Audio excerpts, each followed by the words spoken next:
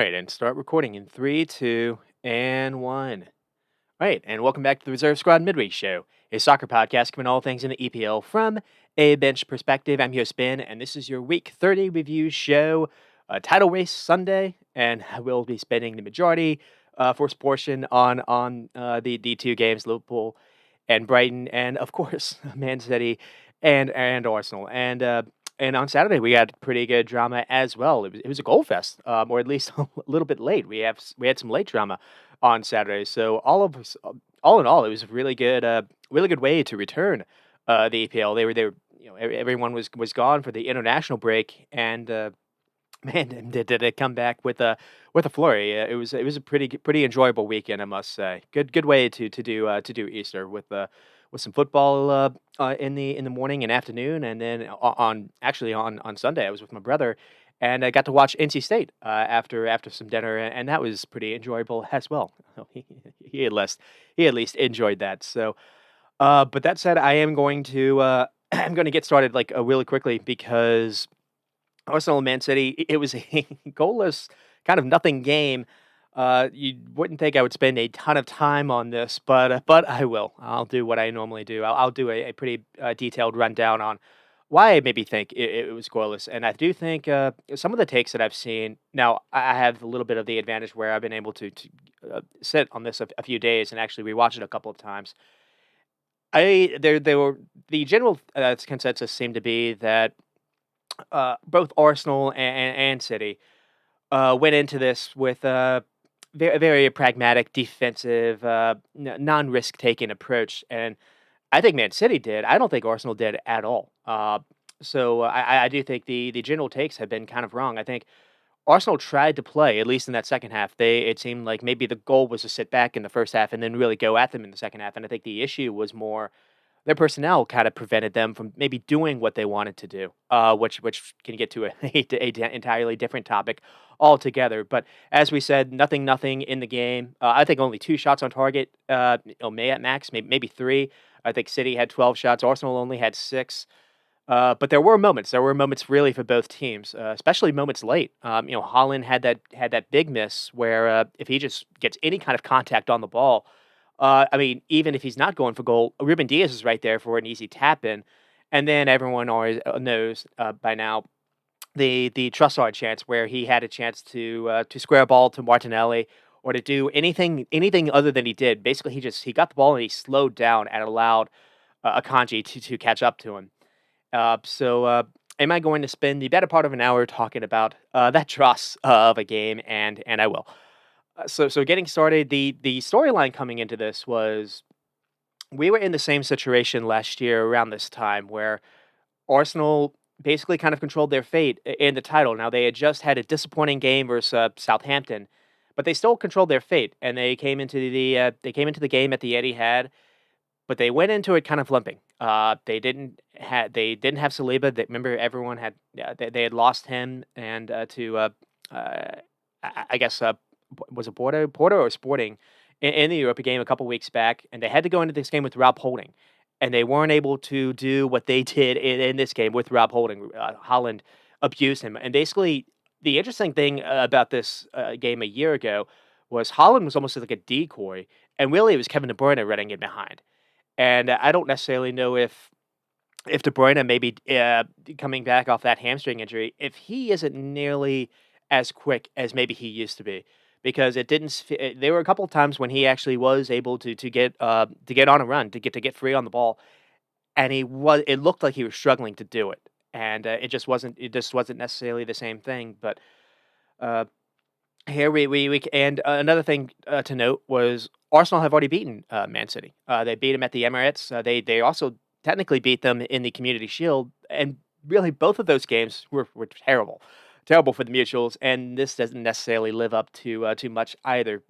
I think another reason why too is Arteta and Pep really do. I mean, that's kind of another story as well. Arteta was Pep's assistant, and there's obviously been some influence that has come from his time being there. These two teams really do match up very evenly, even as much as neither really like playing with fullbacks. I mean, when you have basically 8 center backs playing at the same on the field at the same time, you're not really asking your fullbacks to offer you that much offensively. It's more kind of defense first minded, because Ben White and Kiawar, Zinchenko was available and he went with Kiawar. I think that was the right call. Or at least you would imagine that would be the right call, but maybe the way the game planned out because of the way it was either Akanji or Rico Lewis or even Bernardo Silva on that right side, maybe someone like Zinchenko wouldn't have struggled defensively, and maybe Zinchenko would have offered you a little more in attack. With City, that's just what Pep's been doing all season, and he had to change it actually to bring on Rico Lewis because something happened to Ake earlier on, and getting into Man City. That was a that was a bit of a storyline coming into as well. So I mentioned last year Arsenal were kind of coming in a little limpered. City were this time, and they were missing John Stones and Kyle Walker and Ederson, and man, did that factor in. Uh, Ortega may had to make or made enough saves, but I didn't really think he was really that influential. I didn't think he was great on the ball, and when Arsenal were pressing in the second half, I thought they were getting him to turn over pretty well, and I thought Liverpool were able to do the same when Ortega came in. And it's just Ederson is a different animal in that kind of respect. So that really did factor in. Also with John Stones missing really did show up as well. He comes in the midfield and he can create a bit of a numbers advantage. But another thing too is he has the footballing brain of a midfielder when he gets in that position, where someone like an Ake or a Kanji doesn't. And I do think they struggled with that. Now in the second half, Rico Lewis basically played in the John Stones role. He started off in the kind of inverted. He started off as fullback, and then as City would progress with the ball, he would basically kind of be playing next to Rodri. And he was good. He was good, to be fair to him, but at the same time, it's not like for like. John Stones is a much more of a physical beast, and he would have given us Arsenal some more fits as we've seen. Or John Stones has been one of, if not their Rodri, but probably after Rodri, probably their second best player over the last month or so. So missing him absolutely was massive, and again a year ago, going back to that, Man City destroyed Arsenal in this fixture. And one of the things that they were doing is they were kind of baiting Granit Xhaka to press higher, and they were hitting balls in behind him. And they were finding Kevin De Bruyne in space with Holland kind of ahead of him, or Holland was dropping deep and Kevin De Bruyne was running behind him. It felt like Art had a game plan to not allow that to happen, at least in the first half. So that's the reason why I feel like it was a quote unquote dull affair. Arsenal were basically soaking in pressure. They were allowing City's defenders to have the ball, to carry it all the way up to at least their halfway line, and then when the ball would go to quote unquote one of the more dangerous players, if it a Kevin De Bruyne, a Foden, a Rodri, that's when Arsenal would kind of try to put pressure on the ball, try to get tight as possible. So.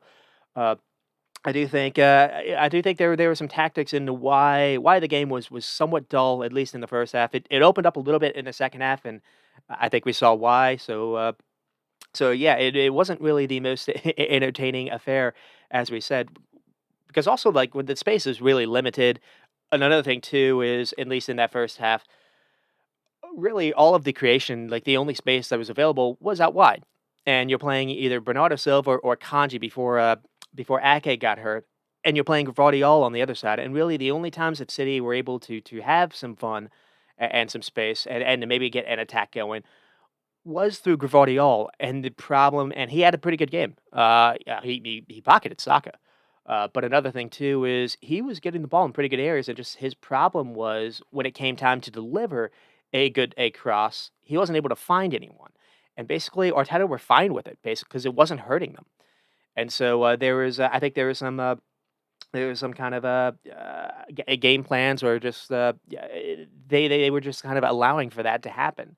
So so that's kind of where we are. The starting lineups, we had Akanji, Ake, Diaz, and Gvardiol to start. Gvardiol starting was also a story because he didn't play versus Liverpool either. I don't think he played, or he might have played in the first fixture. And then it was Rodri, Kevin De Bruyne, and Kovacic. Coming in did not surprise me because I that was one thing I noticed versus Liverpool a couple of weeks ago when City were really struggling to kind of keep the ball control in midfield. You needed someone next to Rodri. Kovacic offers you that, where necessarily maybe an Alvarez doesn't. But here's where I think Pep screwed up.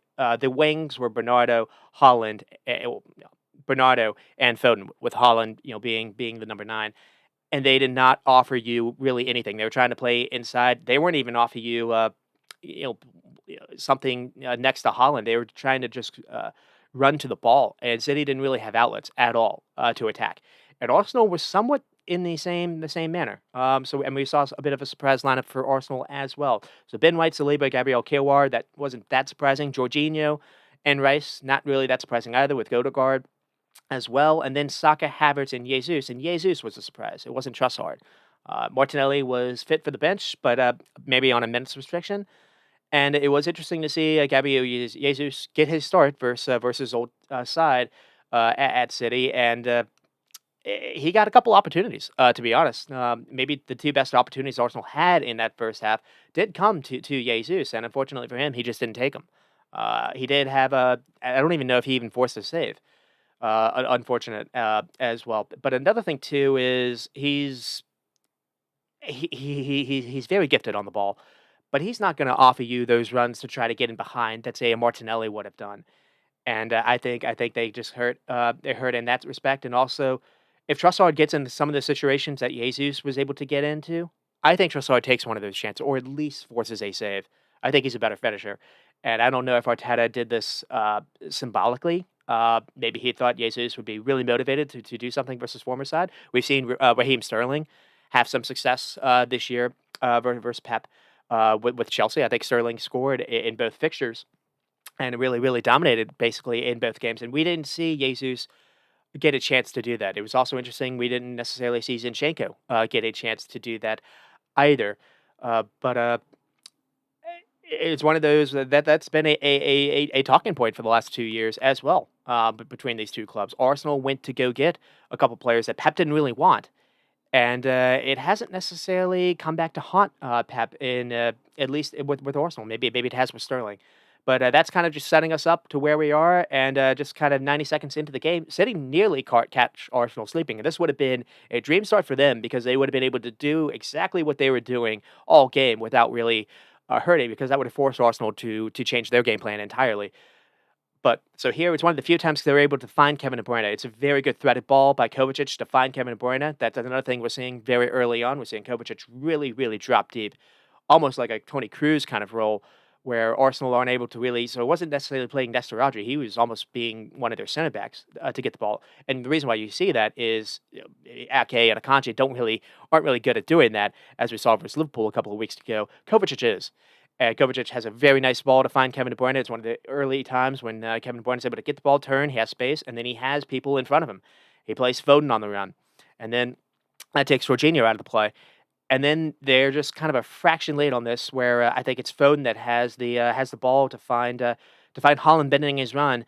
And Holland, when he gets the ball, he fools Saliba and nearly draws a PK 90 seconds into the game, but it's ruled that he's offside. This nearly comes off though. Uh, but I guess the other way you can say that is Arsenal had their defensive lines spot on. So either way, I guess works. But it was nearly a dream start for City, nightmare for Arsenal. And we get to the 6th minute, Arsenal get their first chance with Jesus. City first have the ball with their keeper, and there really aren't options open. Havertz and Odegaard are marking Rodri and Ake tight. Declan is shadowing Bernardo Silva and Kevin De Bruyne. He's doing a really good job here. Gvardiol is still trying to find Kevin De Bruyne, and Rice basically shields him off the ball. Arsenal get their first look at goal after Rice plays a really nice forward ball to Ben White. And Ben White has a cross that finds Jesus, and Jesus gets a shot off, but it is saved, or maybe it just misses wide. Uh, Another moment I have here is within the first 12-ish minutes. It was interesting. David Raya was kind of a problem a little bit for Arsenal, where you wondered the reason why Arteta went to go get him was for games like this where Raya would need to be good with his feet, and for the most part, he was not. I think in the second half, you even saw that Arsenal started to just go long every single time because Raya was not able to really find teammates. He just kept giving the ball away. Multiple hard decisions that just straight went to City, and maybe they were just lucky City weren't able to really do anything with those chances. And then really the big chance for them in the first half was on the Ake header, and unfortunate for Ake is it goes right to Raya, if because he doesn't really have time to react if this is at all a foot or two, to either side, it probably does sneak in. But before the corner kick is important too. Gvardiol is able to make a run upfield, and I think he makes a poor decision. There's a little pass on to Foden. I think Foden is even gesturing for the ball with his hands. Slabberschlag played this kind of pass in the Liverpool game just a couple hours beforehand, and Gvardiol just has his head down, and he's just looking to cross it with his left foot, and eventually Saka blocks it, and they do it and end up getting the corner kick, and they do almost score on the corner kick. But then a few minutes later, Arsenal get a corner kick of their own, and they nearly score on that as well. And they're starting to kind of put pressure on Foden to kind of send a poor pass to Ake running out of bounds. So they get the corner kick, and then Gabriel towers over everyone, but Ortega is able to reach for this with his hands to catch it instead. And then Arsenal get a mini breakaway after Rice kind of goes to ground and wins the ball off Rodri. But there weren't really options for Odegaard, and eventually they do create a decent chance, though, with Jesus feeding a forward ball to Havertz to Chase, and he nearly gets a touch past Ortega, so this was a nearly moment for them. It was a close call, though, because he does get a touch, and Ortega did well to come off his line, because if he's a little late, this maybe does have a chance to sneak in. But another thing is, before this, Rice pokes the ball off Rodri. City are moving the ball side to side with really no ideas.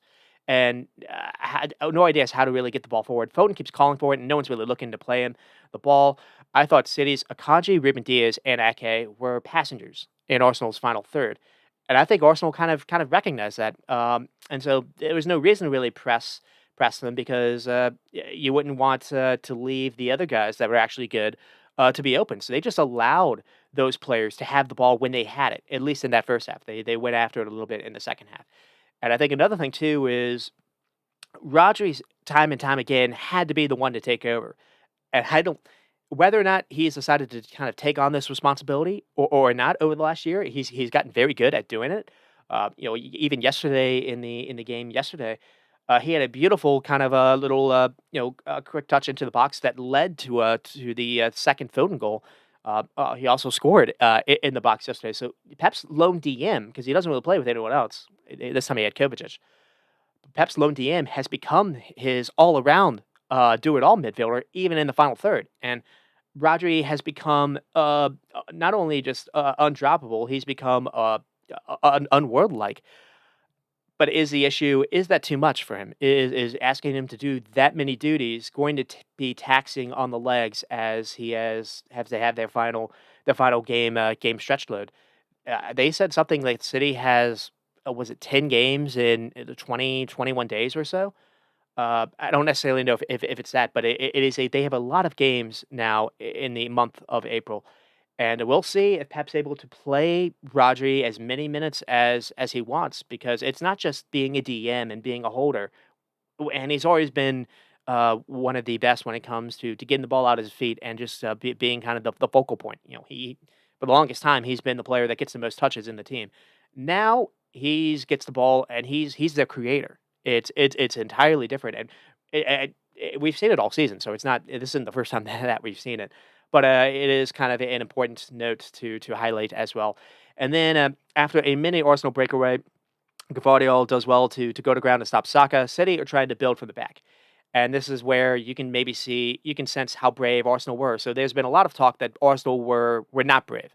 And I'm going to argue they were. So if Kovacic first gets the ball, that makes Saka leave Gvardiol to run at him. Then White shifts to Gvardiol. Odegaard has Kevin De Bruyne. Rice is on Rodri. Jorginho is tight on Foden. In theory, and against any other team that's playing City with an exception or two, Bernardo Silva would be a free man to receive the ball here, because Gabriel is left to mark Holland all alone, because Saliba or Gabriel has left to mark, but in this situation, Gabriel has left to mark him, which means Saliba and Holland are 1v1 all alone. No other teams, other than the exception here or there, would do this. Most teams would keep their two center backs tight on Holland, and Bernardo Silva would be the extra man to get the ball here where City could turn. And I think Pep was maybe surprised a little bit by that, by how often Arsenal will leave in both Saliba and Gabriel 1v1 with Holland. And you're doing it at the halfway line. That is brave as hell. There's been a lot of talk that Arsenal were not brave, and I disagree entirely. That at least they were. I think Arsenal's issues were more when they got the ball, they just weren't necessarily good. at creating going from defense to attack. When they have they have this whole calendar year, but the personnel that they were playing with kind of prevented them, at least in this game. Not having Martinelli was massive. Uh, and then Ake has to be subbed off. I think that changes Pep's plans. I think it actually helped them, to be honest. Ake wasn't really doing much, so they brought on Rico Lewis, and basically Rico Lewis ended up kind of playing a little bit more in midfield. And in the second half, we saw him actually fly a little bit. He was quite good for them. And then after a kind of a decent spell of possession by Arsenal, Kirwar gets the ball, just sends a terribly awful hit ball to Havertz, and I was wondering, would Zinchenko have fit better here? It's not necessarily like Kiawar was having to handle an attack-minded fullback. It was either Bernardo Silva, who was not really taking anyone on. He doesn't really have pace to get behind you. He can be clever, but I think Zinchenko can handle that. It wasn't like Doku was playing, or it wasn't even like a Foden or an Alvarez was playing. I do think Zinchenko would have been able to handle that defensively if he had been asked to. Now, in the second half when Doku came on, no, Zinchenko wouldn't have worked out, and Arteta didn't think Kiwar was going to work out, so that's why we even saw Tomiyasu come on, and Doku got the better of Tomiyasu. So again, the only thing is Pep maybe made that sub late. He probably should have started the second half doing that. Um, and then we get the 28th minute, we get the Jesus chance, and it just goes wide. City are first looking to maybe have the break on, and Kevin De Bruyne opts to ignore an open Rico Lewis, and this was maybe an option, maybe a moment where he's not used to playing with Rico Lewis. He sees him, he even looks at him, but he decides to use him as a decoy. Tries to dribble himself, can't pick out Foden. Arsenal allowed to break, and they finally find Odegaard in some space. He waits for Ben White to catch up to him, and then White sends a ball sends across to find Kiawar. Kiawar has a first time touch instead of Kiawar could have taken this down, maybe try a shot himself, but he tries to lay it off, and he gives it to Jesus, and Jesus does well to at least create a little room for the shot, but he worked a lot to get this, because when he got the ball, there were two people in front of him. He still had to make a miss. He was able to get the shot off, but he did miss it wide. Probably was the best move of the half, though, by Arsenal. And then there was maybe a chance after. Nothing comes from this, but Odegaard beats Diaz to a sprint after a really poor back pass from Kovacic. It is tight, but I think this is one of these situations where Odegaard maybe messed up. There's a flick ball, I think, on for Jorginho running by his side, and Jorginho has Havertz running into the box as well. Jorginho could have just laid it off to Havertz. Havertz would have been 1v1. Instead, Odegaard holds on to the ball, and they only get a look that it is eventually a blocked Jesus shot. So at halftime, City have 70% of the ball, only 4 shots apiece, though, for both sides. Ake was City's best chance, Jesus with Arsenal's best few chances. A couple nearly moments, but neither keeper really had to work. I think the only save was on Ake. Arsenal had done well to limit City's chances. They were sitting deep, as you say, and basically Odegaard and Havertz weren't really pressing. They were allowing City to kind of have the ball until basically they reached into the midway line or across Arsenal's half, and then they would just go to the ball a little bit. But they weren't really allowing Bernardo Silva, Foden, Rodri, Kevin De Bruyne type players to get on the ball with space and time to turn. Any time that the ball was going to them, that's when they would get pressure. That's when they would get tight. And it seemed, again, City's Ake, Ruben Diaz, and Akanji were passengers in the final third. So it didn't really matter when Ruben Diaz had the ball, because all he's looking to just float something to Haaland, or he's going to go out wide for someone else that's creative. And Arsenal, I think, recognized that. So that was positive. And then the other thing that they were doing is Havertz and Odegaard were doing that boxing that we've seen with since January with Rice and Jorginho. So you have the 4, but they also had Saka kind of cheating. So in many situations, you almost had 5 players marking, basically draping City's 3 players, 3 more dangerous players. And Arteta was allowing Gvardiol to be open. And the same with Akanji or Bernardo Silva to be open on the wings. They just didn't care when the ball went out wide, because there wasn't really a threat to where one of those players on the wings was going to actually beat a man, or was going to actually do anything other than send a hopeful cross into the box, where you have your towers. You have a Declan Rice who is 6'2". You have Gabriel, who is as good in the air as anyone in the league. You have Saliba, who likewise doesn't lose many duels, regardless if it's versus Holland or not. It felt like Arsenal went into the mindset that it didn't matter if a cross came in from out wide; they could handle it. They were more concerned about Kevin De Bruyne, Foden, likewise. getting the ball in kind of the half spaces where they could turn and then maybe be a little dangerous, and they were able to limit that. So I thought that was a smart game plan. But the other thing that was happening was because they were defending so deep, it was hard for them to win the ball back and then keep it for a few passes. City would get it, forcing Arsenal to turn it over. And the issue that I was seeing is Saka was quiet. And talking about Guardiola, it's possible he came in with kind of an injury, little knack. He had to leave the England camp uh, during the international break. There's been talks that, or at least rumors that he's been battling with something for a while. So that didn't help. Havertz and Jesus were quiet, and there was just no long ball to alleviate pressure. So say, you poach the ball off City, which is not easy to do. Maybe City are trying to do something. Maybe Rodri, loses the ball after you slide tackle it. This happened a couple of times. There was no long ball to just play it into the open space because Martinelli was missing and Jesus wasn't in position to do that. Saka wasn't able to do that, and neither was Havertz. So I did feel like that was a missed opportunity there. And with City, it was a surprising lineup. Gvardiol and Diaz didn't play versus Liverpool. It's worth remembering that as well. And then, yeah, the known stones and Walker, I do think changed things. So, and Ederson's miss I thought was showing up as well. Alvarez played versus Liverpool, started, and was chosen to be benched. And the interesting thing was Pep went to his youth after Ake went down. He went to Rico Lewis, but that wasn't necessarily the wrong idea. And we saw yesterday as well. Rico Lewis was quite good. So when he's given the opportunity to play, he's not bad. Now you can maybe bully him off a little bit, but physically, but at least on the ball, he is quite nifty at turning. He doesn't feel like he's worried when people are running at him to press him. Villa were trying to win the ball off him yesterday. I just couldn't do it. So I think that kind of worked out. The only thing that was noticing was the middle was just so congested. And you having Bernardo doing wing shifts, no one's worried about him, and then Gvardiol as well. No one's really worried about him.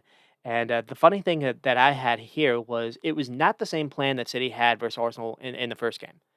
Uh, Pep played his two fullbacks really high up, at least in this game. He did not do that at the Emirates, and I do think tactically they took Arsenal out of their game plan too. Usually, Jorginho is the player that frees up Rice, and City were denying Jorginho to get the ball. Uh, they were also really putting a lot of pressure on Raya on any kind of restart positions. So they were having two players kind of draped over Jorginho. Kovacic, it did make sense.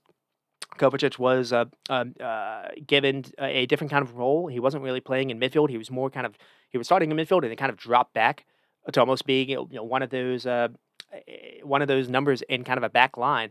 And the reason why you did that is because he's one of the better players when it comes to making decisions quickly, uh, uh, quickly when he needs to, split second decisions when maybe being pressed.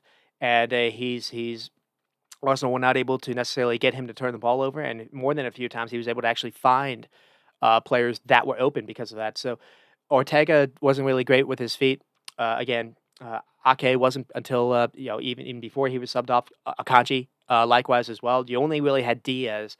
And Gvardiol was playing like really high up, so you needed someone to be able to at least keep the ball, make decisions in that situation, and that's what Kovacic was doing. So yeah, I thought it was a good. It was maybe a little pragmatic, I guess you can say, but I thought it was a good decision. Actually, that wasn't necessarily the reason why City were struggling. I already mentioned why, but that's also another thing too. Is that's why missing John Stones hurt them because John Stones is also really good decision maker on the ball, but he's also when he gets the ball in midfield, he's not going to be a passenger either. When Ake was getting the ball, or Akanji and Ake were getting the ball in that first half, it was painful. They didn't look comfortable at all, and they were just looking to get the ball, pass it to whoever to their side to be there, to be the decision maker instead. So that was rough. And again, both teams were using fullbacks or center backs at the fullback spot. Defensive minded players than necessarily attack. And both teams, I think, knew this. So both teams allowed each other to get the ball out wide. So even with Arsenal's case, when Ben White was getting the ball and getting the ball in dangerous areas, it was almost it was a mirror like with Gvardiol. City didn't care when Ben White got the ball and doing crosses. And there were a couple times when Ben White was able to find some people, but City was still able to have numbers in the back to kind of defend when it went to Jesus. So it didn't. It both teams were trying to spam crosses out wide with no real threat. to cut inside to maybe combine with someone. And so there was just that. I mean, both teams were kind of marrying each other, and with City, until they get the goal, all the possession and passing is kind of meaningless. And then the other thing to note too was Erling Haaland had 5 touches in that first half. So anytime you see that, and Kevin De Bruyne is not really influential, Arsenal were getting kind of a hit at a little bit by the commentators. They went into this quite with a good game plan. It's not easy to do this. City scoreless at the Etihad doesn't really happen a lot of times either. I think they said they've gone like a calendar year without a scoring. So Arteta probably would have dreamed for that scenario to happen. And then two things note in the first half or the first 3 minutes of the second half. Foden first does really well to draw Saliba running at him, and he also has Ben White running at him. And there's space for Holland to run into that channel. And instead, he just stays where he is.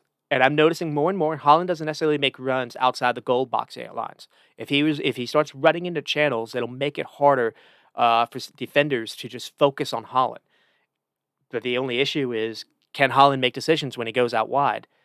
That or if he does kind of do that, he's going to draw a center back to go in with him, and that's maybe a chance for Foden or a Kevin De Bruyne to kind of run into that space. And just more often than not, when Holland's not getting the ball, he's just kind of standing there. So I think that's hurting them. There's a reason why Holland only had 5 touches. You see Ivan Toney play. This doesn't happen. You're not able to take him out of the game that easily. Neither Harry Kane, it's kind of different, but even Darwin Núñez is going to, for Liverpool, is looking to get the ball. He'll run to wherever the space is. He'll run to any channel. It doesn't really matter. Now he's not always the best when he runs out wide, but it's too predictable now for Holland when he makes his runs, and I think center backs are maybe starting to kind of recognize that. So here was a chance. Here was a chance when Foden has done really well to draw both Ben White and Saliba to run with him all the way to the mid halfway line. He passes it to Rodri, and there's a chance for Rodri to do something quickly over the top, and Holland's just kind of staying there. He doesn't think the ball's going to go to him. But another thing to note is Arsenal are starting to press City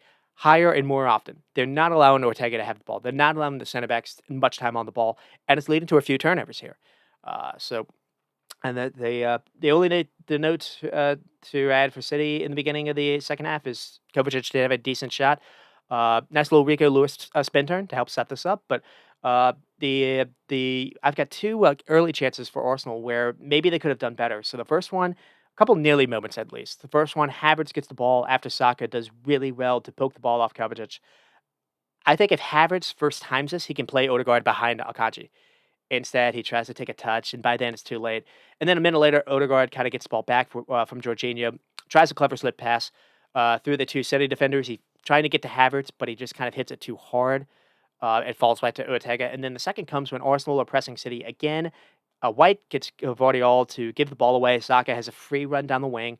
Odegaard plays another really good slip pass, and this time he does get it right. Saka can maybe go for goal himself, but instead he opts to square to Havertz, back post, and Jesus, or I guess it's Jesus, and he just misses getting a touch on this.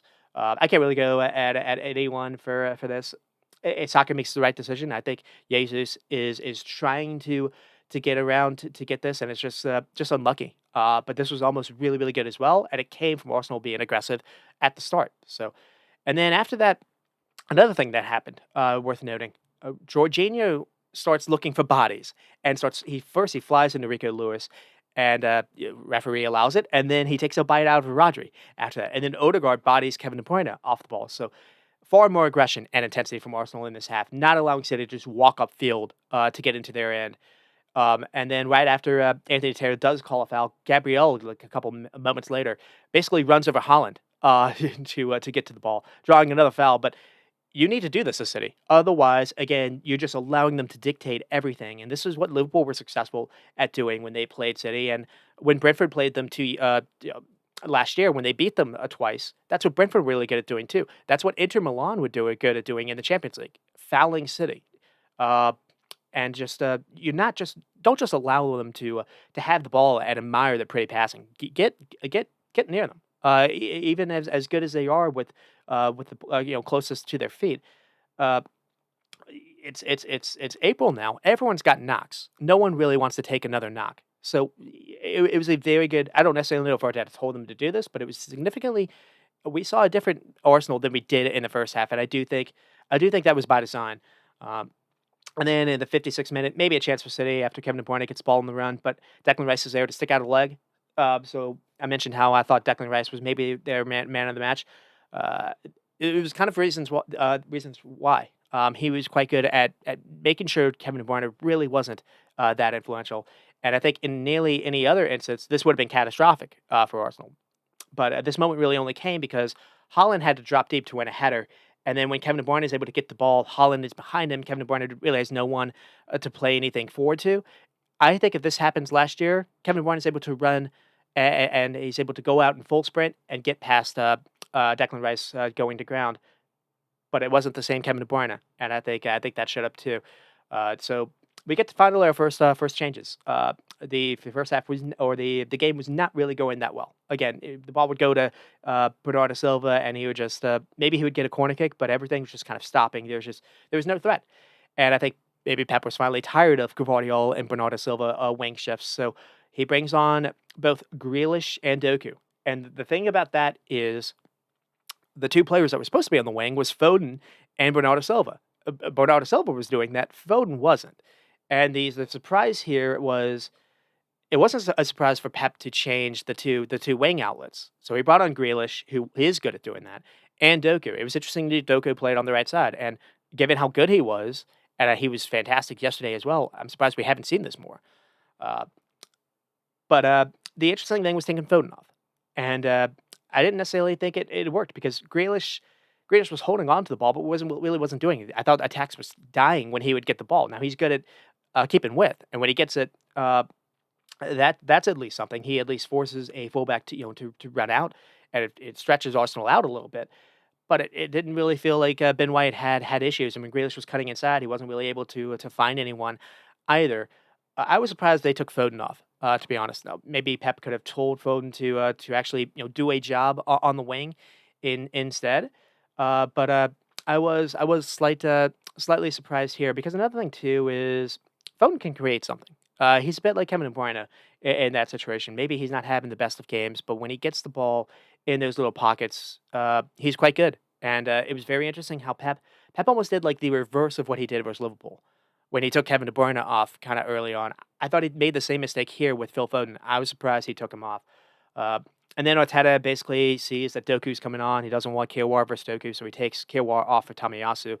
Uh, and maybe it was a good idea because Tamiyasu didn't really do his best with Doku either, and maybe he didn't really want Kiawar to do that. And then another thing too was Arteta took off Saka for Martinelli to play him on the right. And then he also brought on Thomas Partey for Jorginho. And I thought these moves nearly helped him win the game. Uh, but before that, we have Rodri winning City a corner kick simply by playing a long ball over the top to Doku that Tomiyasu can't deal with. So they just get a free kick by actually being direct. They weren't able to do this nearly enough. Uh, just get the ball upfield before Arsenal can set in and organize their lines. And with Arsenal with Man City, it's kind of the same situation. Get the ball upfield quickly before a team can settle in. But you need that pace to do that. Bernardo Silva doesn't really have that. So that's what Doku offered. And then we get to the chances. So the first one with Holland, where he just miffs. So they get it. The cheap corner kick is nearly costly. It's this corner kick. Uh, Somehow, I think it's Gvardiol wins the first header. He does a really good job to head it kind of towards the back post. Holland can either go for goal himself, maybe try a square ball, and he just misses the ball entirely. It's just kind of a freak thing. People were really, I think, Roy Keane was really going at him, calling him like a League Two football player with no skill. He could score goals and nothing else. That is beyond harsh. Holland is actually maybe underrated with what he can do with his feet. I just think it was just kind of a freak moment. But it is what it is. When you get into these kind of high profile situations, you got to take them, or else you are going to get some stick. And then Trossard basically has his moment that's similar. And this really was the chance. So if Gvardiol first gets the ball, he carries it upfield. Gvardiol had a good game. And I can say great game. A lot of people have been praising him for having a great game. He had a good game, but here he nearly cost them. He tries to switch the field, and he instead places the ball right to Arsenal. Thomas Partey gets the ball. He has a brilliant little dummy turn, or a turn to the head to fool Holland, and creates a little space for himself. and then he threads the pass to Rodri and Bernardo through Rodri and Bernardo Silva to find Odegaard free behind them.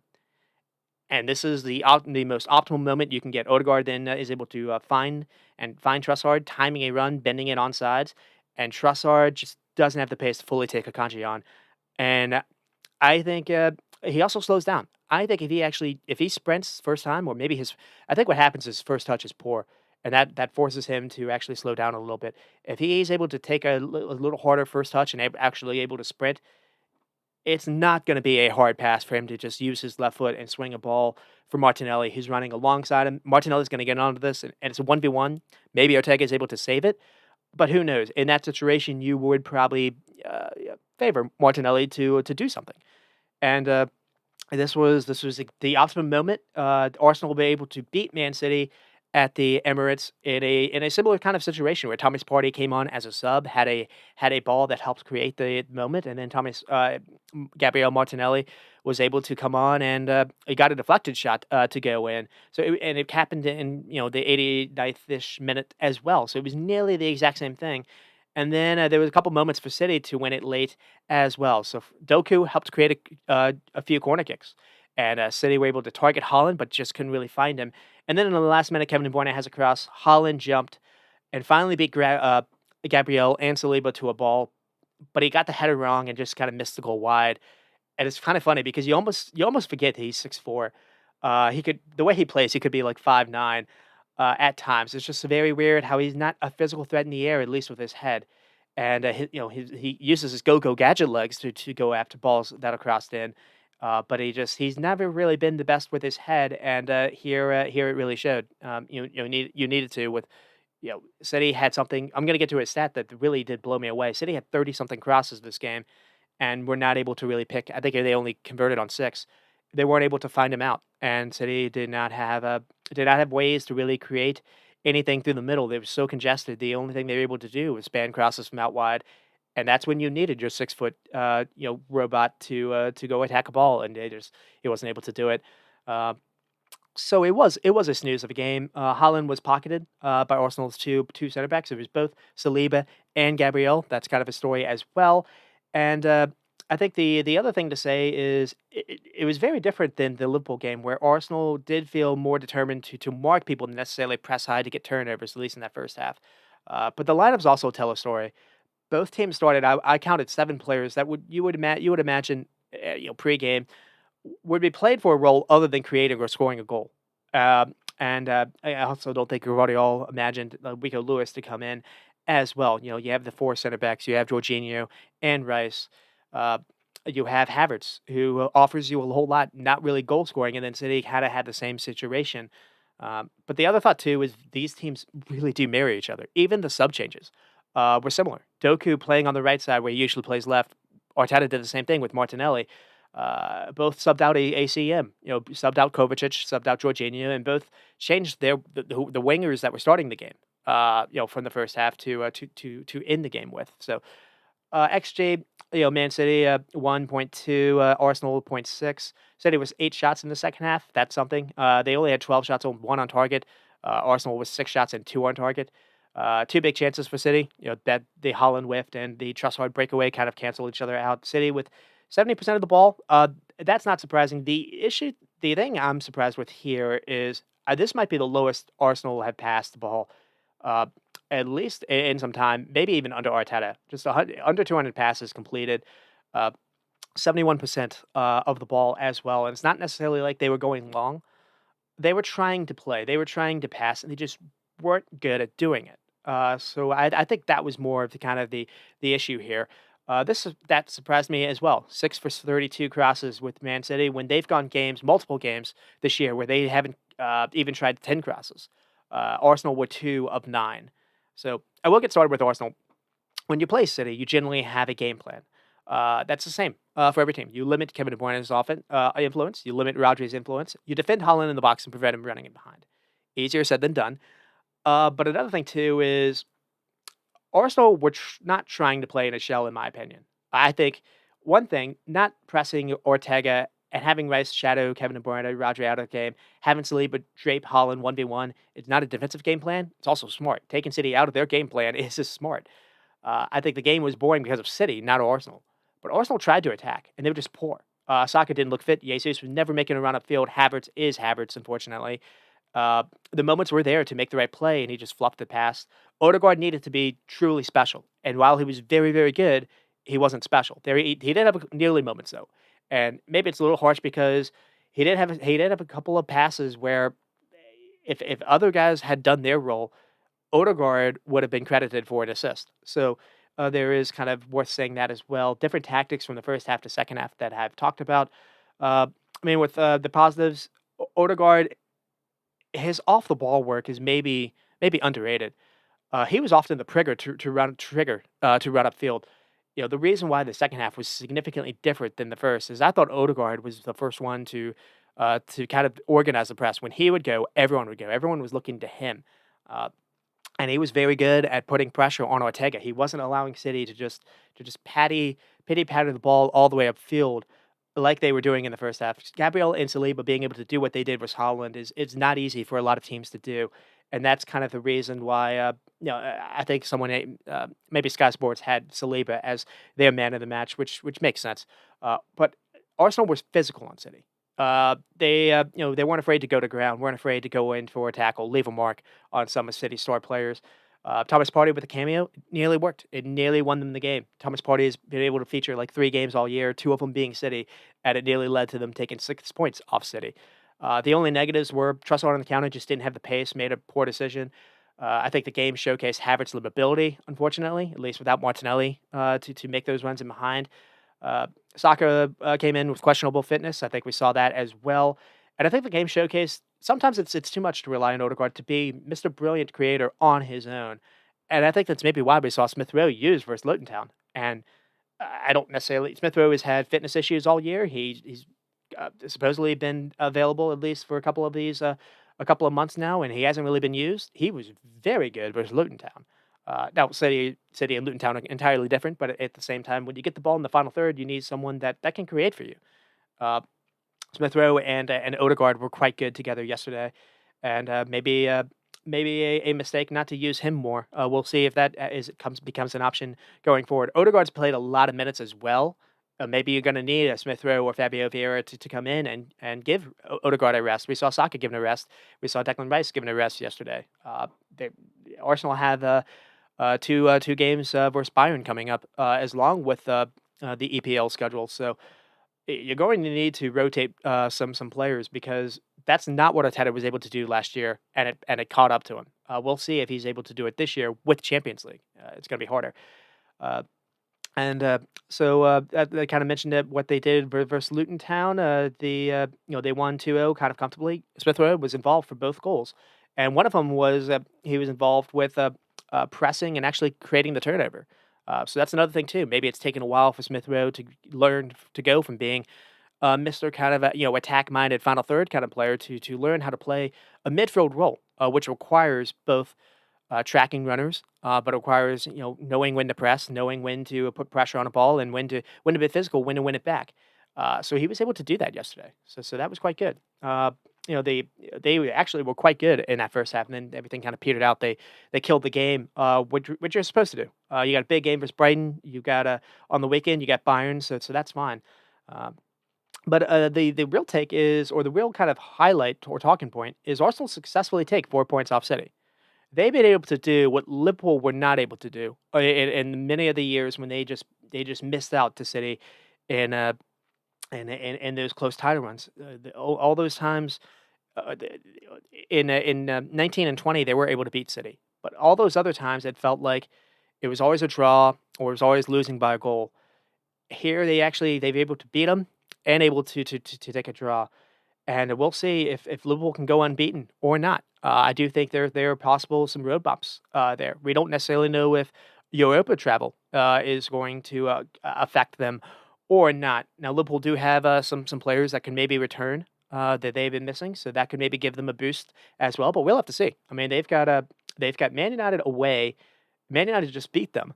That's not going to be an easy game, even though Man United look an absolute mess. But at the same, you're going to have to take their chances. You're going to get 30 shots a game, but are you going to be able to take them?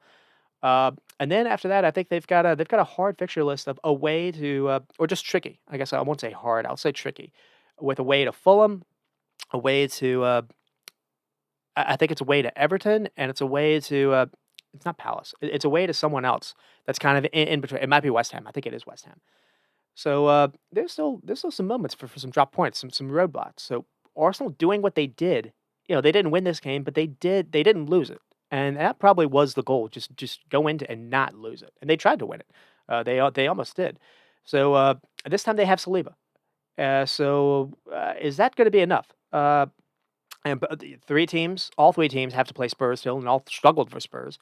But the other thought I have here is, again, a lot of fans are going at them for being boring, and I think for the most part, I do put that on City, as I've said. But I think the other thing worth praising them is they didn't allow City's creative players to just dally on the ball, and it's not something we always see. So I think if nothing else, now you can't always have your center backs going 1v1 with Holland, but if teams want to maybe take something away from this, be more aggressive for City as a tactic to just to be competitive. Don't just allow them to don't just admire them.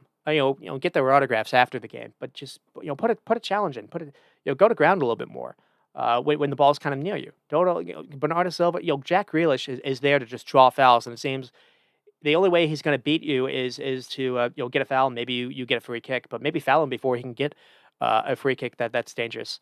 Uh, so I would like to maybe on Rodri, likewise, just go to ground on him, see if he can handle that. Again, it's April, everyone's got knocks. No one wants to have an additional knock. No one wants to have a bruise or anything like that.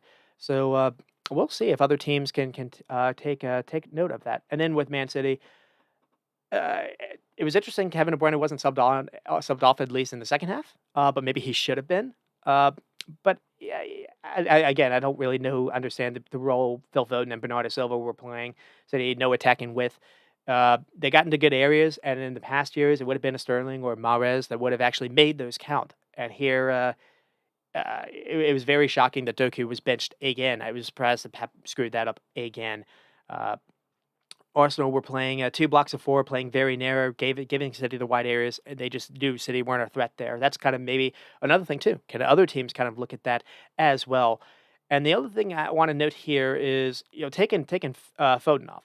Uh, I think it would have been interesting. Now Rico Lewis came on as a sub. You don't really want to just as a halftime sub. You don't really want to just take him off. It was interesting to see Bernardo Silva stay on and just kind of move into the Kovacic role. Uh, but I think it was a mistake to take Foden off, as we maybe saw yesterday. Just Foden did not have the best half yesterday. I watched that game versus Aston Villa, and he was able to at the very end kind of get lucky a little bit on a free kick, but in the second half he was magical. But it's another thing too. It's different when you're playing City with a lead versus not. Uh, but Foden can just find a pocket of space and make something happen. Even when he's not necessarily having a good game, he seems to have that kind of trait. And again, Kevin De Bruyne kind of has that.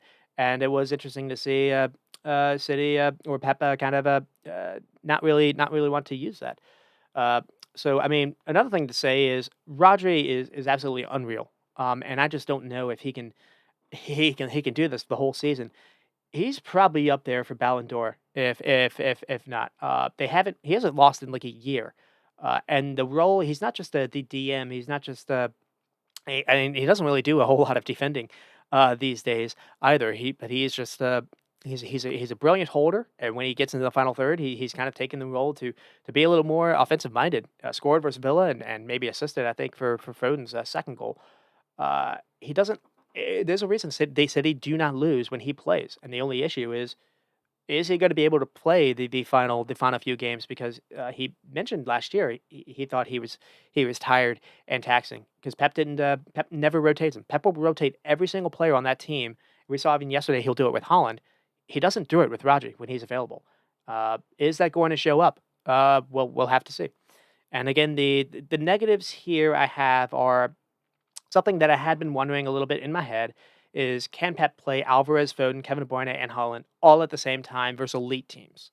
The evidence suggests the answer is no.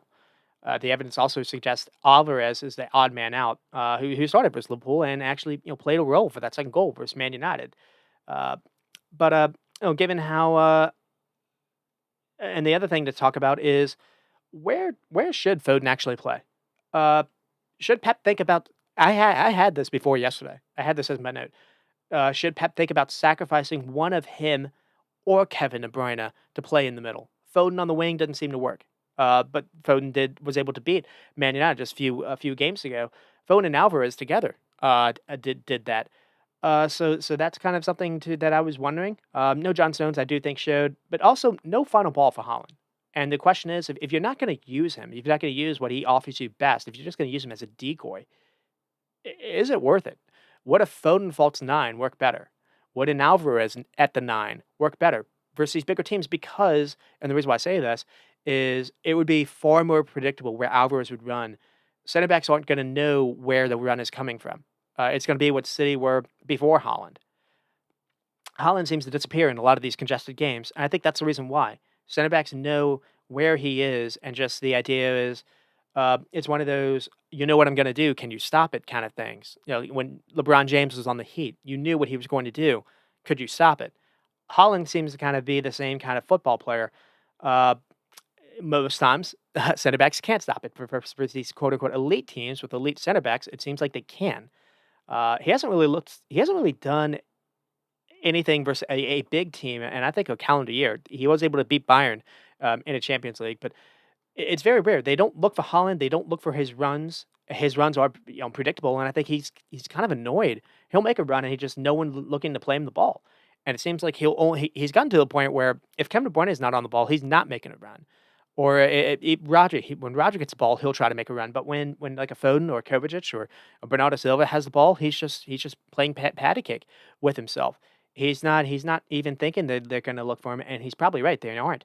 But he's also not making runs outside the goalpost, and he's just never running out to the channels, out the wings. He's never making anything uh, unpredictable.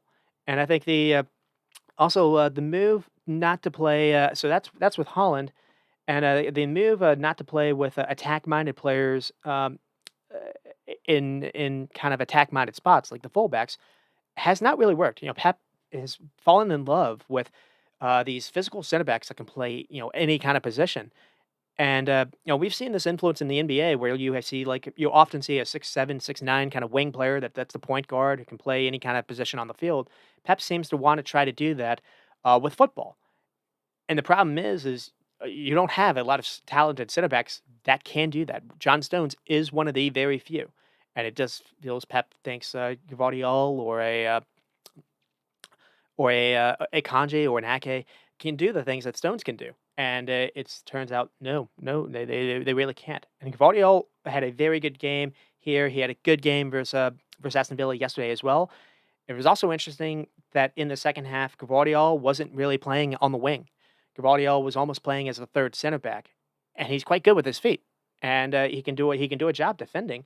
Maybe when he gets forward, he can be an option to cross something in, but to have him be the sole wing player doesn't really work. And you saw that change in the second half when Grealish came on. It wasn't like Gvardiol was try to do an overlap. It seemed like Gvardiol was back to just being a normal kind of defender, which is fine. That's not really to slight him, but it's just Pep not deciding to play, or Pep just trying to play center backs in the attacking fullback spot or sometimes in midfield. I think has gotten the better of him. I think he's outsmarted himself. So, and we did see some changes versus Villa. No Holland, no Kevin De Bruyne. Doku actually got a started on the wing, got an assist immediately. Didn't have problems all game. What a surprise! He's playing a winger on the wing, and it leads to something. Foden being played over Kevin De Bruyne was significant as well. Kevin De Bruyne was rested, and Phil Foden was played in Kevin De Bruyne's position. He wasn't played on the wing. He was given that number 10 spot. Got in a hat trick. Rico Lewis started, so that was interesting, and Grealish as well. So Pep recognized he screwed up versus Arsenal, fixed that versus Man City, and then Alvarez started over Holland. Holland was finally sat. So the thing is Holland has 18 goals and he's leading the league. But when he's really helped them in a big game, I can't just blame this all on Holland. It's not really him. It's City aren't utilizing him the way they should. I think it's more necessarily that. So until they do, maybe Alvarez should play more games. I don't really know. The another thing too is looking back. the summer window is very, very strange. So after winning the treble, they ship Cancelo out to Barcelona. They lose Mahrez, they lose Gundogan. They bring in Doku. That's worked in some games. I don't feel like they've utilized him the best either. And they bring in Gvardiol, who is a center back, to play fullback. That hasn't really worked. They bring in Kovacic, and then they bring in Mateus Nunez. And this is something I want to bring up as well. But the reason why they went for Nunez is he was the backup to the primary player they really wanted in Lucas Paqueta of West Ham, and who has one of the best final balls in the league, which we saw on display on Saturday versus Newcastle. But it's telling too. Pep doesn't really rate Nunez as much because his risk taken on the ball and his ball carrier, not really a passer. Paqueta wins you duels, but he can also be someone to play in Holland, making a run. He would look to play Phil Foden the ball as well. And the only reason I think the transfer didn't happen is because Paqueta had some betting investigation story allegedly against him back in back in August. But man, how different would would their season look had that move actually happened? Because a lot of City's issues all year would have probably been addressed just with that. He would have been your Gunnerman replacement. Because I think Pep hasn't really been able to fix that loss. He's tried Alvarez in midfield to fit. That hasn't really worked. He tried Bernardo Silva. That's probably the closest one they have profile wise. Tried Kovacic, tried Nunez, and even Stones, and it hasn't been the same. And they do have Palace on Sunday or Saturday, and you expect that to be simple, but it is the early game. Palace looked to be in free fall though, uh, and they looked horrible on Tuesday versus Bournemouth. But then they have the Bernabeu next Wednesday. So, what does Pep do versus Real Madrid in the Champions League? Do we see Kevin De Bruyne back in his kind of number 10 role, and does that move Foden over to do something else? Do we see with Jack Grealish back? Does he play Grealish on the left again? Which it seems when Grealish is healthy, Grealish is his first choice left winger. Uh, Maybe we see Foden back on the right. I think you should stick with Doku. I think Doku was quite good. Uh, but we'll see what he does. If he doesn't have John Stones, is he going to try this Rico Lewis experiment? That versus a Chouamini and Kang Hamaminga and Valverde midfield maybe could be too much, but we'll have to see. We'll probably will see Kovacic again. Uh, but that's kind of what we have looking. That's what City has looking for them in the next week or so. And looking how we're doing for time, it's probably what I expected.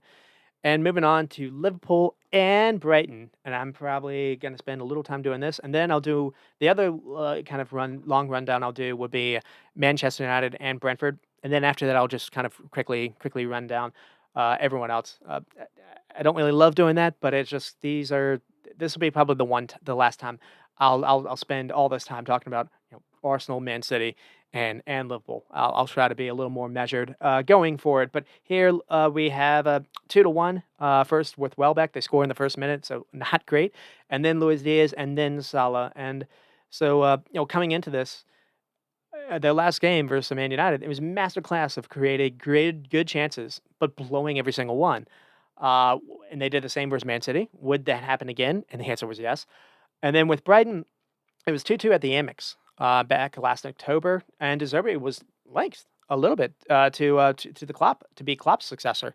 That those links have since kind of died down. It looks more and more like it will be Ruben Amorim of Sporting. So I don't necessarily know if that kind of factored in or not. I think it was more Brighton came into this really limping.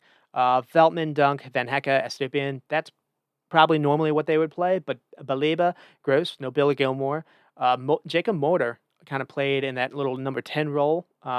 Enciso wasn't available. Adam Lallana came on in the second half. I thought he actually gave him a little bit more, but you can't really ask Lallana to play full 90 minutes anymore these days. But the right winger was Tyreek Lamptey, who is a very fun, kind of fullback. He's not really an attacking kind of winger, and he didn't really have much influence in the game. And then Danny Welbeck scored, and then Adingra. So you don't have Matoma, you don't have Yao Pedro, you don't have Enciso. Even Hinselwood was giving them some good minutes in that fullback spot.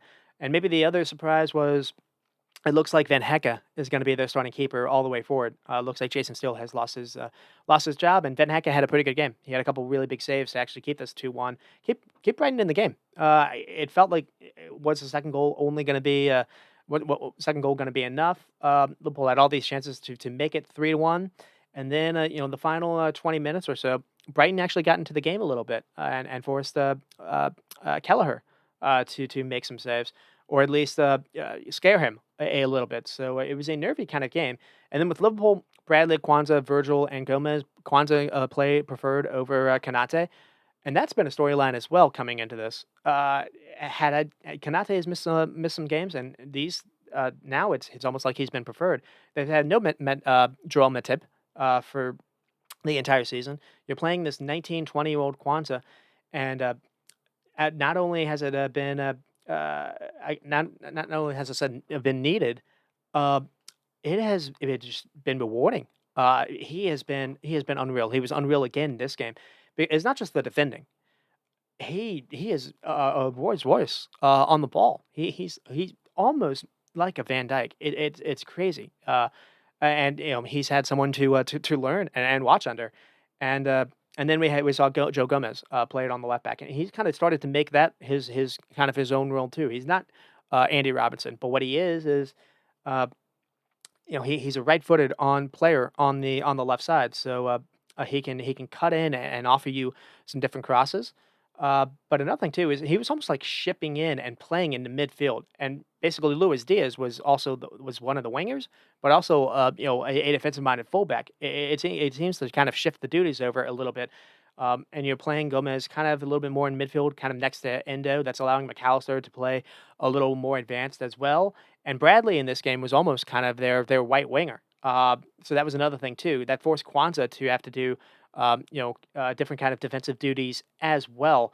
And what I really like about that is that allows Salah, it almost forces Salah to play inside. Salah is not running to kind of be on the touchline. So these changes have been actually quite positive.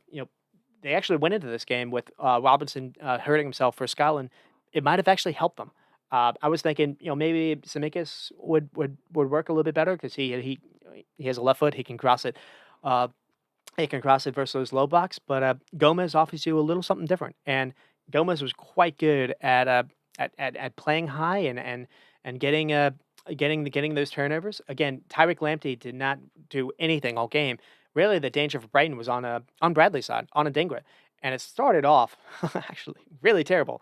That's how they get the first goal. I think Salah's trying to hit Bradley. Bradley's playing really high up, and because that doesn't come off, Bradley's now out of position. Brighton do a really good job to work it. I think it's Carlos Baba who's able to find Adingra, and then Adingra is able to take on Kwanzaa. Kwanzaa at least shows him the line, but then allows Adingra to cut inside. And then they get a little lucky. Adingra is trying to find Welbeck. Slabberschlei does really well to run back, and he gets a touch on the ball. But the touch deflects off Van Dijk to find Welbeck again, and Welbeck has a really good hit. And just 1 minute into the game, you're thinking, Brighton already scored. But after that, Liverpool really do take control, and a couple of moments, basically three really nice moments for Salah. So first, Liverpool try to immediately equalize. So Kwanzaa has a great delivery with a mid-range kind of pass to pick out Bradley, who again has continued his role to be an outlet high upfield. Bradley then slips the ball to Salah, playing inside him, and I love this. I love seeing Salah getting the ball near the box way more, and Salah tries a curler and just misses. And then we have a chance for him where another great pick out by McAllister. And Liverpool are flying to the ball, winning it back time after time. Brighton just can't get out. Here Gomez as well to win the ball back. And then the ball goes to Kwanzaa, who finds Alexis, who floats the ball into the box. Salah maybe has Nunez for a square header, maybe a little selfish. Opts the volley instead with his left foot and goes over. And then he has another shot that misses. But it's really good play through with Alexis and Bradley. Where Bradley then has space to dribble up near the box. He picks out Salah and just finishes a little off. And then they finally do get their goal. And comes from a corner kick. And Salah is brave to contest the header. He flicks it to a Brighton player. Then Diaz is able to time his run onside to go to the rebound, and he's able to flick the ball into the net. And it really is good for him. And he's stepped up. He's stepped up big since Odegaard's gone down injured. I was worried a little bit about that. And frankly, he did everything but score versus Man City and Man United. He's been good for a couple of months now. And I'll get into him a little bit more. He's not just scoring goals. He looks the player he was before his injury, which is again I can't highlight that enough. That has been a massive fear of mine for a while, but it looks like his knee and leg have fully recovered. He's got his pace. He's got his confidence again. He's taking players on. He's got like a stab dribble where he just kind of kicks the ground and he's able to kind of flick the ball a little bit and he's able to get around players that way. He's become a very very fun player to watch again, where he felt very passive in the beginning of the season. And then Brighton nearly get another moment. Denga again free down the wing. It's able to find Welbeck, but Welbeck can only hit the net. That's really the only kind of chance that Brighton had the rest of the half. Liverpool had most of the chances. There's a chance here for Luis Diaz. Bradley again does well to get tight. He pokes the ball off of Denga here, then carries it into the box, and then the ball eventually finds Diaz, but the shot is just too weak, right at the keeper. And then there's another really good chance created by Alexis McAllister and Szoboszlai for Salah, where McAllister just dances on the ball to escape two players in the center of the field. He finds Dominic Szoboszlai, who then plays a forward ball for Salah. This is put on a plate for him, and Salah has a terrible finish, very weak, which you wouldn't really expect because it's on his left. He's on his strong foot. It's on his left foot, and he just basically kicks it into the ground. And so the halftime thought was Liverpool's right side of the field was where all the action was happening, or Brighton's left side. Connor Bradley and a Adinga battle was just where everything was happening. Salah was wasteful. That was the only kind of negative. He's getting a lot of looks, but he was wasteful.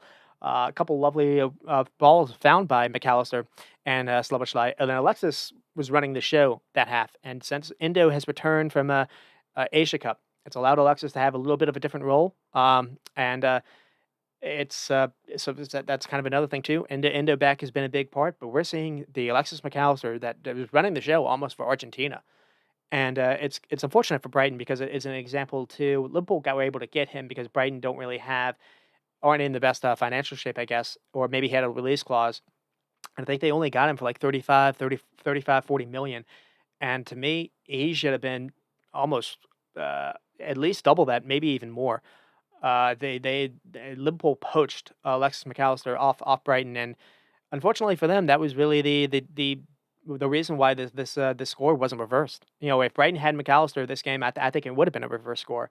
So, because you haven't been able to replace him. Carlos Bale hasn't been able to replace what Caicedo was offering, though he had a pretty good game, I thought, at least in the first half. Little sloppy in the second half, and they've been missing what McAllister offered. Next to the destroyer, and Pascal Gross is decent. Billy Gilmore is decent, but not nearly the same. The same kind of player because McAllister plays a 10. We saw him able to do that as well at Brighton, and we're starting to see that a little bit for Liverpool. And so even Steven going into the second half, and McAllister has a header that barely misses, but a nice little ball whipped in by Gomez. Like I said, he's starting to make the position a little bit more of his own. He gets the ball. He can send in different kind of a cross. And then we have Luis Diaz tries to float a ball to the back post to Salah, just misses. But again, comes a really good hold up play by Darwin Núñez. Had a quiet game by his standards, but it was good here and was really good later on. And then we get to the second goal, and this is a very well worked goal. It felt like they worked it well from the back. I think Kwanzaa and Van Dijk and Endo and Alexis are all kind of passing it around, looking to trying to draw Brighton to kind of open up themselves, and they eventually one does kind of run at Kwanzaa, and Kwanzaa is able to feed in Szoboszlai all the way alone on the touchline, and because Bradley has since kind of run inside, Salah's running inside, and so that's drawn defenders to go to him. Szoboszlai is able to kind of slip in a little unmarked, and he's able to carry the ball up the right wing, and then he has a moment here because he's starting to get closed down. Can he just is he going to just send a hopeful cross that maybe Nunez can attack, or maybe he's just going to go backwards? Someone like a Jordan Henderson probably makes not the decision that Szoboszlai does, because what he does, he sees Alexis McAllister and he's able to fire a ball hard to pick him out top of the box. And also another thing too is, if this is someone other than McAllister, if say Henderson, I keep kind of going to him, is in this situation, one, I'm worried about the first touch, or even a Fabinho. The first touch is, or a Milner.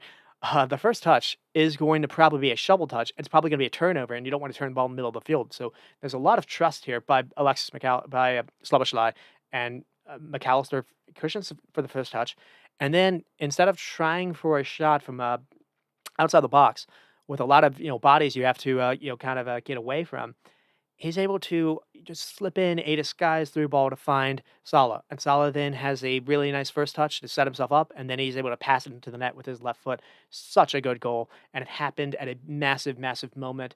Uh, and and yeah, I just Alexis McAllister is carrying this team.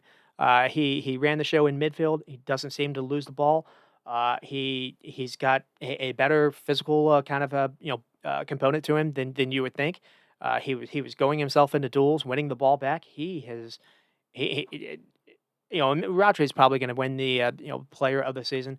McAllister's up there for at least a shout, at least a nomination. I know Declan Rice is going to get some nominations for that too. I would probably easily have Rodri, but McAllister's definitely worthy of a shout. Liverpool have had all these injuries. The reason why this hasn't collapsed on them is because McAllister has been able to play all these games. Uh, and then Liverpool score. It's ruled out for VAR.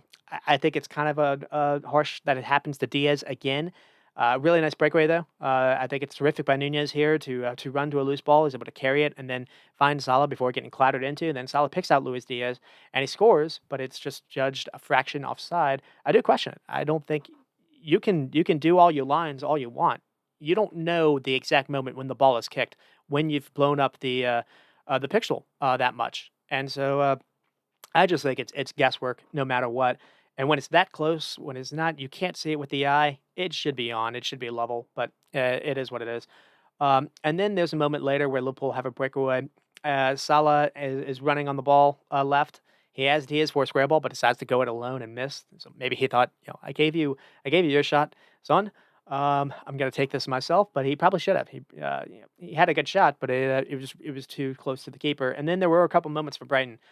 So again, they brought on Lallana, so they changed it up a little bit. They brought in Evan Ferguson. Lallana nearly scored with a shot. It felt like Lallana offered them a little bit better control, uh, offered them a goal threat. And then Lewis Dunk had a header that nearly scared, and there was another free kick that nearly caused a problem as well. And then Salah, with a moment late, forced a pretty good for Brecken save as well. Uh, and then I think there was a moment when Luis Diaz was able to uh, he was able to receive the ball from someone going long, and he had a really nice little dribble and cut, and tried to beat the keeper near post. I think it was deflected. So that's kind of where we are with the game. Lots of blow chances in the second half. Liverpool's 2.8 xG, 30 shots, 8 on target, 4 big chances. Brighton with 0.45, 9 shots, 3 on target. Possession wasn't that dominant, 54 to 46, 521, 89% passes, 14, 86% for Brighton. But I think the main thing that I was noticing is this was some of the best out of possession I think I've seen from Liverpool in a while. I mean, it deserves Brighton have really given them fits. Other than Man City and Arsenal, it really has been Brighton that's been the third team that's really been a bugaboo. Not just points wise, but it just in style of play where it is taken Liverpool's press out of the game. A season or two ago, Brighton beat them twice. Actually, maybe even three times, quite comfortably. There was one time when I think it was a 3-3 game, but Brighton just dominated that game as well, but destroyed them in the league and beat them in the FA Cup. And it was because they're very good at just keeping the ball. And you can press all you want if a team is good enough at keeping the ball. Usually that'll win out. To be honest, and here Liverpool were just very good at not really allowing that to happen. Anytime they lost ball, man, they were quickly winning back. They always seemed to have multiple bodies wherever the ball was going, covering all this ground, and it was quite something to see. They were fantastic, and they now control their own fate because of what happened on Sunday. Now they have a big game today for Sheffield, so I'm not gonna, I'm gonna knock on wood. And then let's see who they have on Saturday. They have Man United on Sunday, and then they have Europa. So we'll see how they're able to do. They've missed. So the final 10 games, they've gotten to this point missing Alexander Arnold for 2 months. Missing, they didn't have Salah from January to I guess mid March. Uh, they're missing Jota. They've missed Curtis Jones for a fair bit as well, and possible a few or maybe all. Didn't have Allison. Can return. It's been quite remarkable. They've been able to withstand all those misses, to massive players. Curtis Jones, if he's healthy, I think I think he's playing. Maybe I don't necessarily know if Sloboshai would be the odd man out. Maybe it would be Endo and Alexis would be back at the six. But Curtis Jones was one of their better players before he got hurt. One of the more influential kind of engine room counter pressers in that legs. And I don't know. Maybe you can do a little rotation now because you don't want everyone to play every single game week. So getting him back will be massive as well, just to get that restart that engine room. Uh, they need to have Jota back. That's the one player that I look at, and if they're going to, I don't want them to have 30 shots, eight on target, four big missed chances, and to only score 2 goals. Jota back. They probably put more, one at least or two those chances away. I think they would have beaten Man United with Jota back. I think they would have beaten Man City with Jota. So those games when versus maybe a Fulham or an Everton away to Everton is going to be a nightmare of a game. I'm going to want Jota back. So we'll see if that's able to happen as well. And again, the counter pressing was just spectacular. And because even the game back in October, I thought was relatively balanced. But here, they kept getting the press right. They kept getting the numbers close to the ball, winning it back without fouling every single time. And even when there was a foul, it stopped Brighton from being able to advance the ball. So and again, it wasn't the best Brighton team. Brighton didn't have Matoma, so you're able to be a little bit more aggressive. You don't really, you have to worry about a Dingra, but you don't really have to worry about Welbeck maybe running behind you. Lamptey has a lot of pace to him, but he's not really an attack-minded player, and Gomez was able to pocket him. So in possession that's kind of where we are as far as tactics go. I mentioned how Bradley was really kind of the right winger. He had to do kind of 2 roles, but he's able to do that. He's got the legs to do that. That gave Salah kind of a free role to be inside. And so that was kind of interesting as well. And so I already mentioned the Alexis McAllister, but I guess I'll do it again with the positives. Uh, it feels wrong that he did this versus old club. That's kind of the one thing, but he's been special. Basically, the last 10 games of the year, ever since he got back from his injury. He missed. It was versus Sheffield. He got hurt, and then I think he missed Man United. Maybe he missed another game. Maybe I don't think he was able to play versus Arsenal. But since he's returned from like mid-December on, he's been absolutely unreal. Just 8 of 9, 8 for 10, 9 of 10 performances every single game week, just carrying the team, doing things Thiago used to do, and basically becoming collapse Gundogan. Szoboszlai as well. Looked like he maybe made a tweak in that second half where he moved Szoboszlai from the left, maybe RCM back on the right a little bit, uh, or maybe just Szoboszlai found himself kind of being on that spot. But it worked, and a lot of people were kind of going on at him online a little bit in the first half. But I thought he was doing fine in the first half too. He does a lot of stuff without the ball. The reason why their press was so good is because of him. He seems to have iron lungs.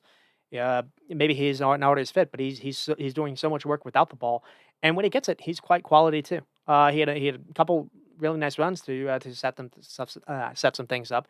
The second goal doesn't happen without his football brain and his ability to play that pass. He played Salah in the first half and just unlucky as well. And then again, Endo's role is easy to kind of ignore. But he is the reason why McAllister is maybe playing his best football. He's allowed McAllister to have that bit of a different kind of shape.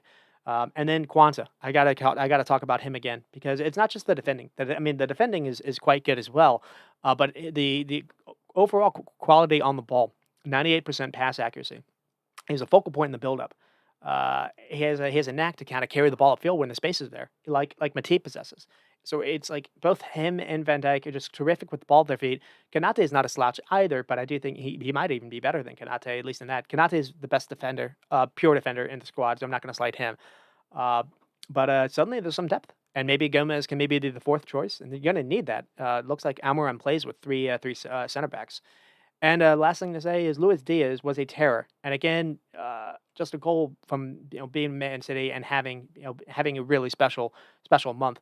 Uh, he stepped up when Jota has missed. I think they said 4 goals now in his last 5 Premier League games. Could have been 5 goals in 5 games with his offsides goal, unfortunately being called off.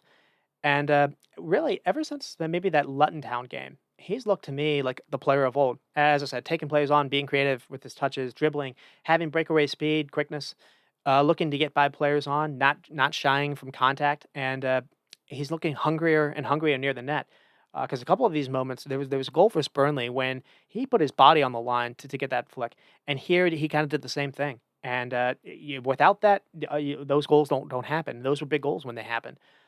So and he's getting close. They the couple of times where he gets the ball and he has a really nice dribble and he'll cut and he's looking to try for that far post and he keeps missing. He's trying that screamer curler and he scored it versus Palace last year. And I think one of these times it's going to go in. Maybe it'll happen today. So I'll be on the lookout for that. And Salah when it mattered. Salah quietly is only second to Holland in goals scored, which I don't think people would have realized. And he's up there when it comes to assists. I think he's got a only Ollie Watkins has led to more goals and assists for the season, and he's missed 2 months. Salah, it's easy to kind of forget what he was doing in the beginning of the season. He was absolutely carrying this team when they weren't. No one else was really firing. Uh, Salah, from August all the way through December was player of the year, and it's taken a little while for him to get back. He had the hamstring injury. He had some misses here. He can be some frustrating as well, but it is easy to forget that. And who knows? Maybe he can finish the season strong. We'll have to see as well because he has a chance to win Golden Boot. And if he wins Golden Boot, maybe Liverpool win a title or two.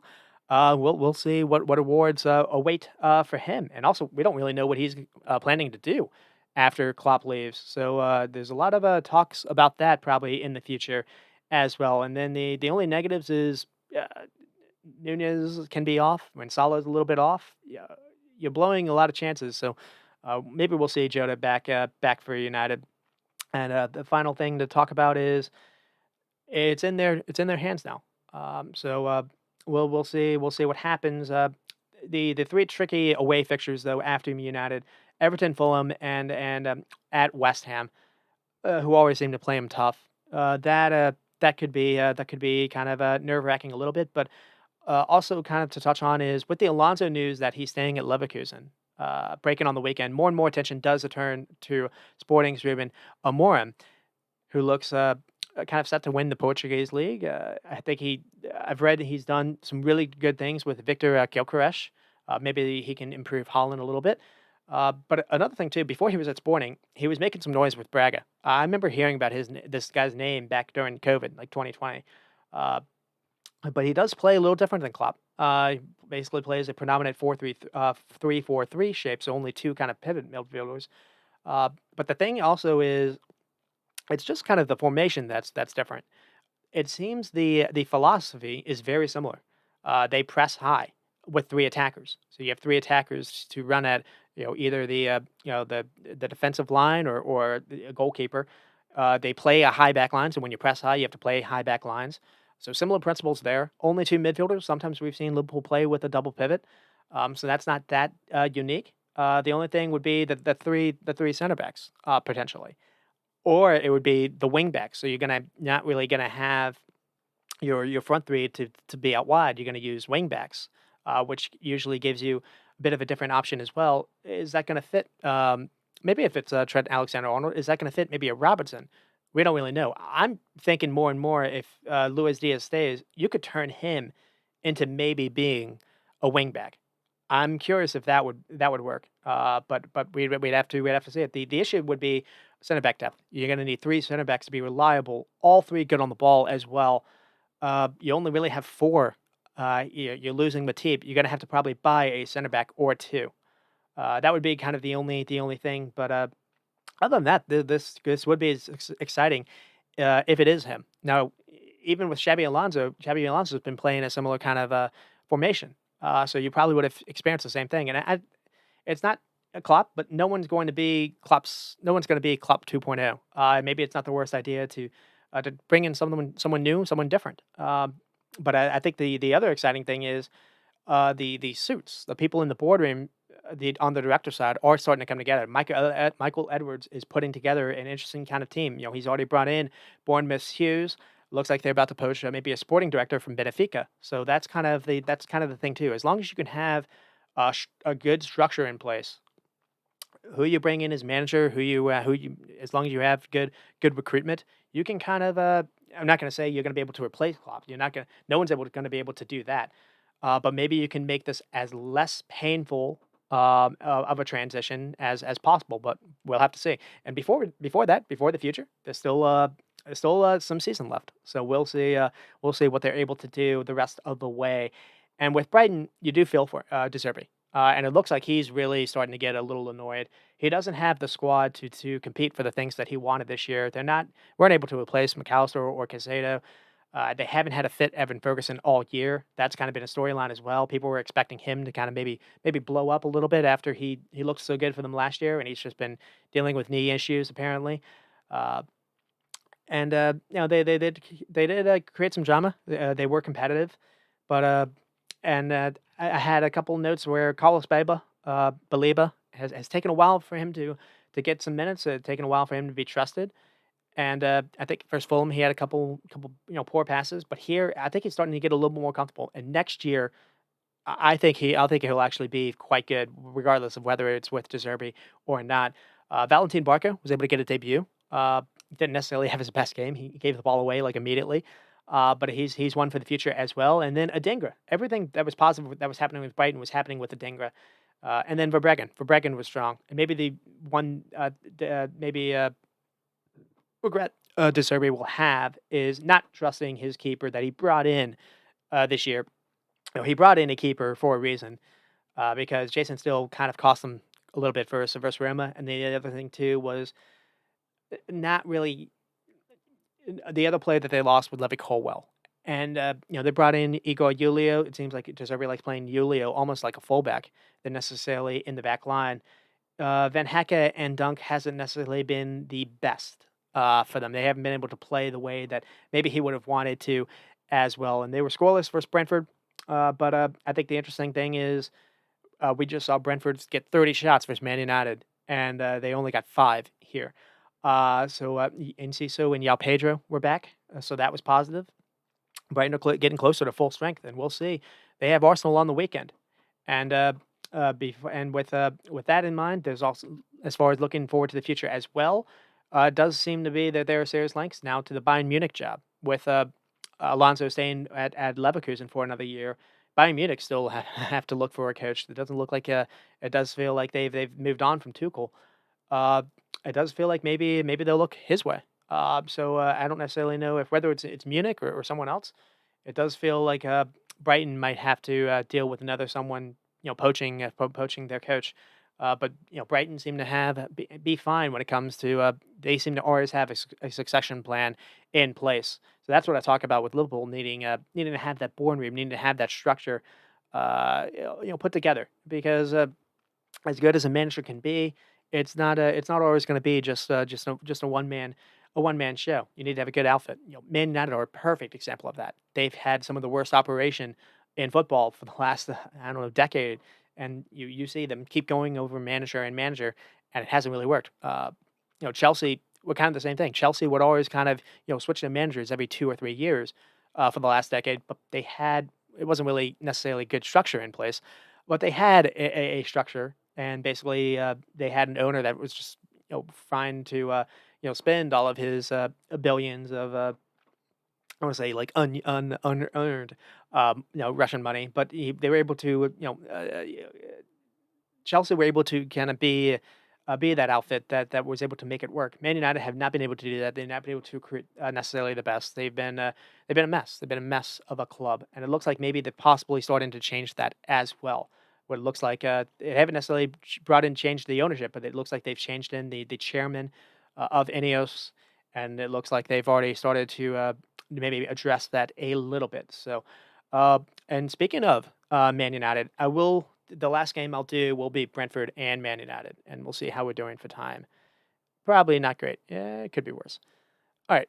And with Brentford and Man United, it's a 1-1 game, and it took a while for them to actually get the 2 goals. Mason Mount came on from the bench, and what a unfortunate year it's been for him. But 10 games left. We'll see if he's able to feature for them going forward. And then Ayer for Brentford. After Brentford really did deserve to at least get something from the game, if not more.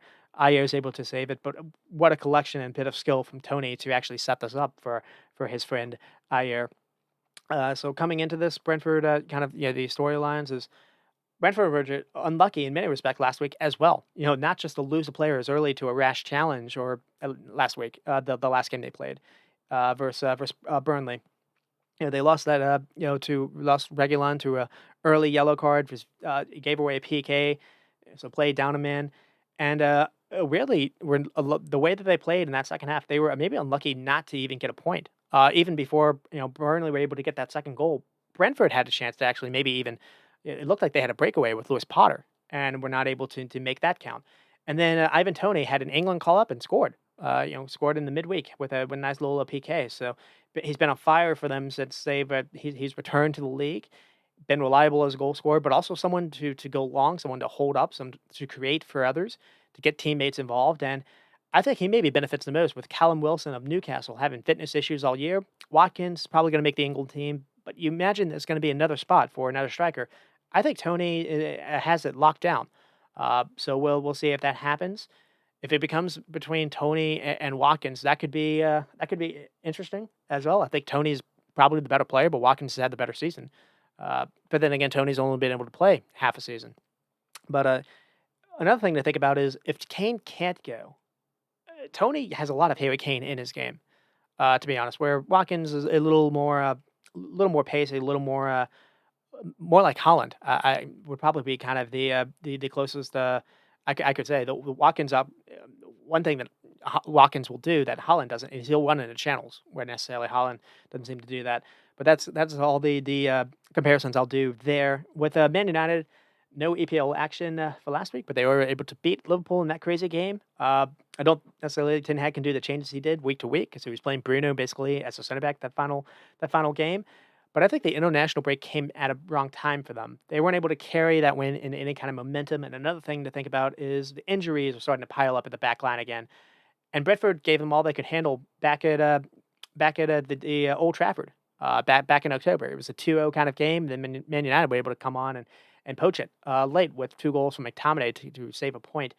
And a year ago, Brentford thumped them 4-1 or 4-0, 4-0 after 30 minutes at this stadium. So uh, things were on their side coming into this. But another thing too is both teams riddled with injuries all year. Brentford finished eighth last year with their core squad, and they've been without their first choice back line since September basically.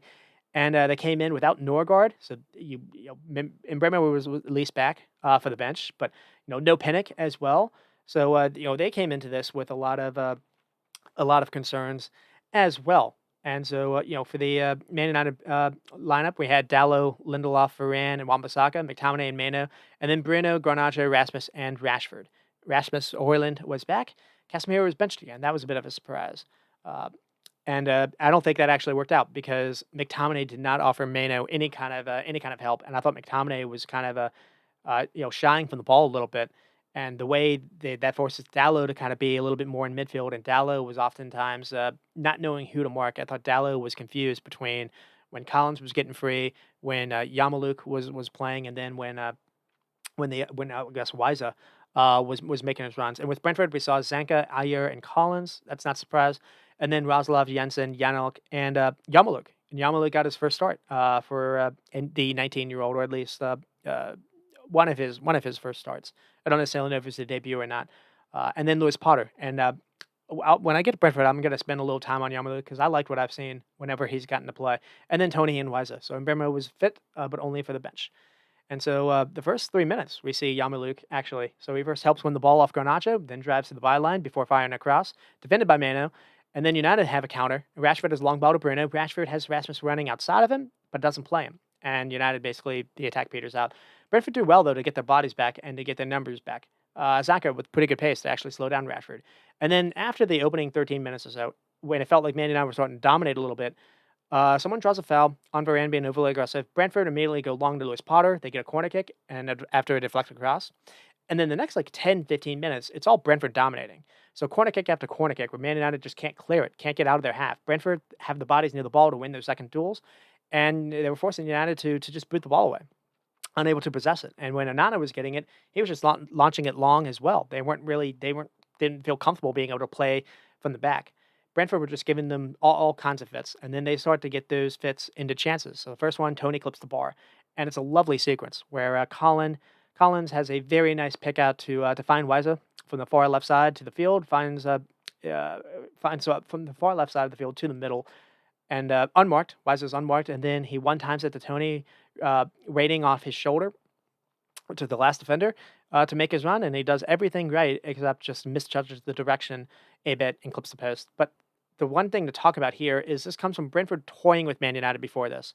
There's a good 3 minutes where they're just playing it around, Man United pressing them, and every time they seem to be able to find Nathan Collins completely free, and it's only possible because Flecken being aware and not just booting the ball away when it comes to him, because that's been an issue with him all year. He hasn't been the best with his feet. It looks like he's maybe a little bit more comfortable, which is a major bonus to say the least. Because this goal doesn't happen without that. Manny and I were trying to put pressure on him, and he was able to find the open man for them. Now it feels easy to say, easy to say when you're watching from afar. Obviously, the game speed in real life is coming at you quickly. Uh, so sometimes things will just look really obvious, and you get tunnel vision. You get not able to see it, but he was able to see when the open man was open. Man and I were trying to press him to turn it over, and unlike Onana, Flecken was able to do that, and they were able to get a chance out of that here. And another thing to note is Garnacho is being asked to handle two players. He can't seem to figure out who to stay on, and Brentford kept recycling it around him with Collins open. It felt like Yana was the anchor in a lot of this little triangle here as well, and he's the one that kept recycling it. And then we have Lewis Potter able to bring the ball all the way on the left touchline. Garnacho again doesn't know who to mark all game. The combination of Collins out wide, Yamaluk, and then Lewis Potter were giving him fits. And Dallo didn't know what to do either. And the constant switching of position as well between Yamaluk and Lewis Potter specifically was quite good. So Potter would come for the ball, and then Yamaluk would make a run, and then it'd be kind of vice versa. And they were very good at switching. And so Potter then gets across, and he finds Varane has to kind of deal with, and then because Tony is right behind him, and Brentford get another easy corner kick out of that. And they have like seven in after the first 30 minutes, and then we have just chance after chance for them. Zanka basically hits the bar of a corner kick, really nice, ball set in. Or what they do is they take it quickly, and they're able to find Jensen the ball, get him on the run, and he's able to switch, kind of change the delivery a little bit. He's going for the back post, and Zanka is all alone, and maybe he could do better. And then there was another chance where Tony made a really nice dribble with the ball. He's able to try and find Yamaluk in the box, but it's pretty good defending by Dallo. He's able to slide in. And then Weiser had a couple kneeling moments as well, and then another chance for Tony. And it just kept coming. Weiser here goes to ground and win the ball off Manu. Wan-Bissaka is all the way upfield trying to support Rashford, but Rashford's not really helping him out. So Wan-Bissaka is high upfield, and he's now out of the picture. So you're asking your very immobile back line between Raphael Varane and Lindelof to deal with Tony making a run, and basically, I don't know who it is. It might be Jensen. Someone immediately decides or sees that and just plays the ball, just a floated ball into the space. Tony's able to outrun Lindelof, and then from there, he's able to carry the ball into the box. He cuts inside, beats Lindelof again, and then he has a look at goal and just can't get it down with his left foot. But 14 shots after the first half, and I felt majority, if not 80%, came after the first 20 minutes. Brentford were passing the ball around from the back much better than they'd had all year. Easily the best Flecken had looked to me. And his delivery on free kicks was also helping create some moments too. Janelt, Jensen, and Yamaluk were quite nice. A nice little balance in that midfield. He did very good to pressure Man United to turn it over, but also find teammates to keep the ball. And some of the most aggressive and active I've seen Lewis Potter. So all those were positive signs. And then with Man United, it seemed again Kobe Mano was playing midfield all by himself. It didn't look like McTominay was interested at the ball until it got to the final third. Rashford didn't know his role. He was often collecting the ball really far from goal and no options really ahead of him. Didn't feel like they were able to get Rasmus the ball at all. Wan-Bissaka was a passenger in possession. And if it wasn't really for Dallas defending, I thought Brentford maybe scored too easily. Raphael Varane was struggling with Tony, but he was having some last ditch defending. I didn't think Lindelof was enjoying Weiser either. Oftentimes, Weiser was actually making disguised runs to bring to kind of be a number in midfield. Man United didn't have someone to cover that, so that would force Lindelof maybe follow him, and then there would be space for someone else to make a run there. Just Man United were all over the place, and it did not get better in the second half, especially because Varane picked up a knock, and so that had to bring on Harry Maguire. Would that improve Man United? The answer was no. Uh, and you would think there would have been maybe some response, but in the first 20 seconds, no, they commit a foul. Flecken then takes a free kick. Brentford win a corner basically out of this after that, and then they win a then they win a throw in, and it just shows like the first half. Man United can't clear it out of their own end. All their defensive players are just last stitched, kind of desperate defending clearances with no additional thought behind it, and they couldn't find teammates in areas to where they were trying to clear it away.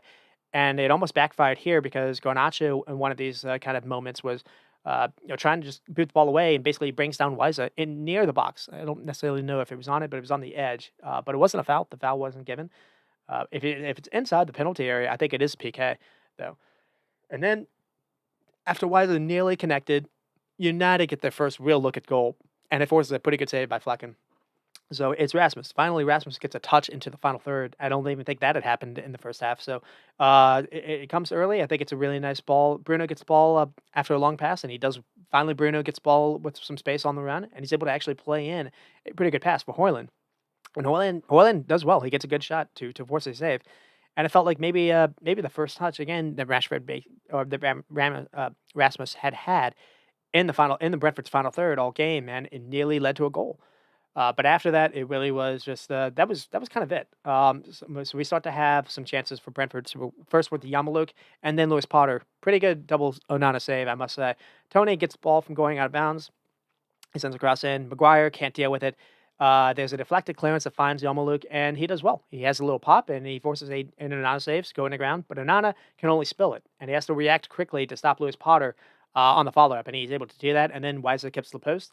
Another situation where just a ball kind of floating into the box. United fits. They can't head it away. And the rebound finds Waza, who tries a volley shot, and it just clips the post. There are like four different players on Brentford that clip the post. And then we finally saw some changes. So we saw Mbrimo and Damsgaard come off for Wiza and Yamaluk.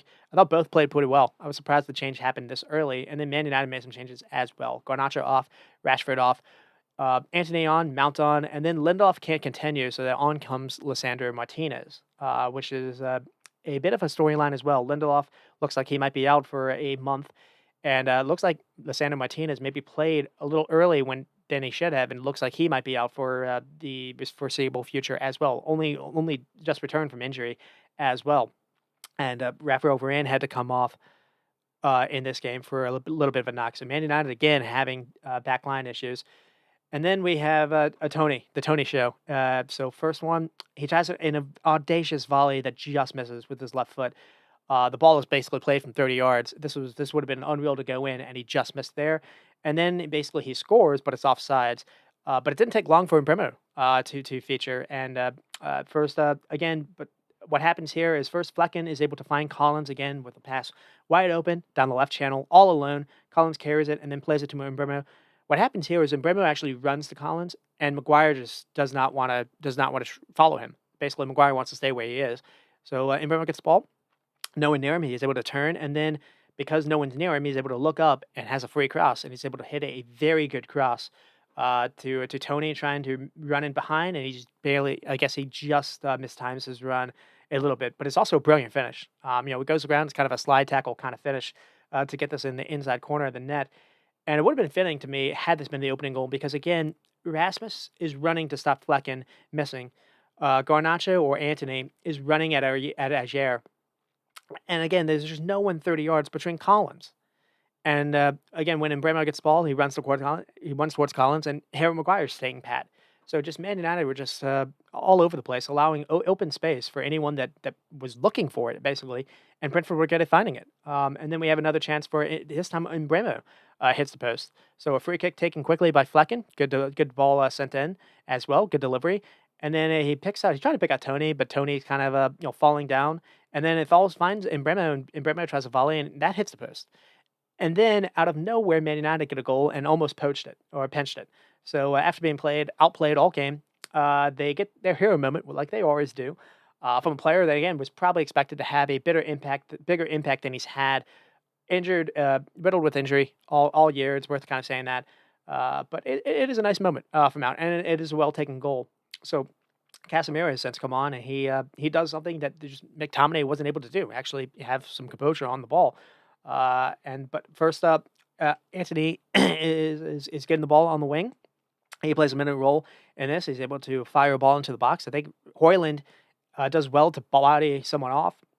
And then Casemiro gets the ball and he does a nice little pass to find Mount. Mount is able to take it with one touch and then he's able to fire it in, and it's a really good finish.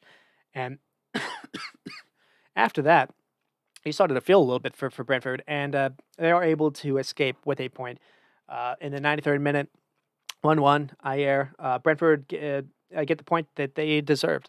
Ball floated in by Godus. Samuel Godus has since come in. Tony does exceptionally well here to control this with his first touch, and then he has a couple clever touches to get around Martinez and Casemiro kind of stabbing at the ball. Then he's able to pick out a teammate with a cutback cross, and there's Ayer to meet it. Ayer scored their lone goal versus Burnley as well, and yesterday he had a couple really nice last ditch defending versus Brighton, which is good too, because he's playing in a position that's not really his own. He's had some mishaps, worth saying. Didn't do his best versus Man City. Didn't do his best versus Liverpool. And taken a while for him. Didn't do his best versus West Ham, and I think he was maybe at fault a little bit versus Arsenal. But so it's taken a little time for him to come into and be a little more comfortable playing the position. But he was quite good here, defensively well. You don't really remember Rasmus Højlund doing anything, and helps them get a point here, and was good yesterday for them as well. So that's a positive for Brentford at least, and this wasn't really expected. Brentford tying Man United, I can see. Brentford having over 3 XG with 31 shots, a little bit surprising. Man United being open, I guess, wasn't that surprising. But that said, this was a bit of a shock. I mean, 31 shots, 5 on target. When you have 31 shots, you need to have over 3 XG. So at least it wasn't just they were shooting for fun of it. They were shooting with a purpose, and the shots were impactful. Maybe you would like to see more than 5 on target, but it is what it is. 3 or 4 hit the post. Were worth saying that as well. So it was like 9. Man United with 11 shots and 5 on target, or at least nine quality shots. I guess I can put it that way.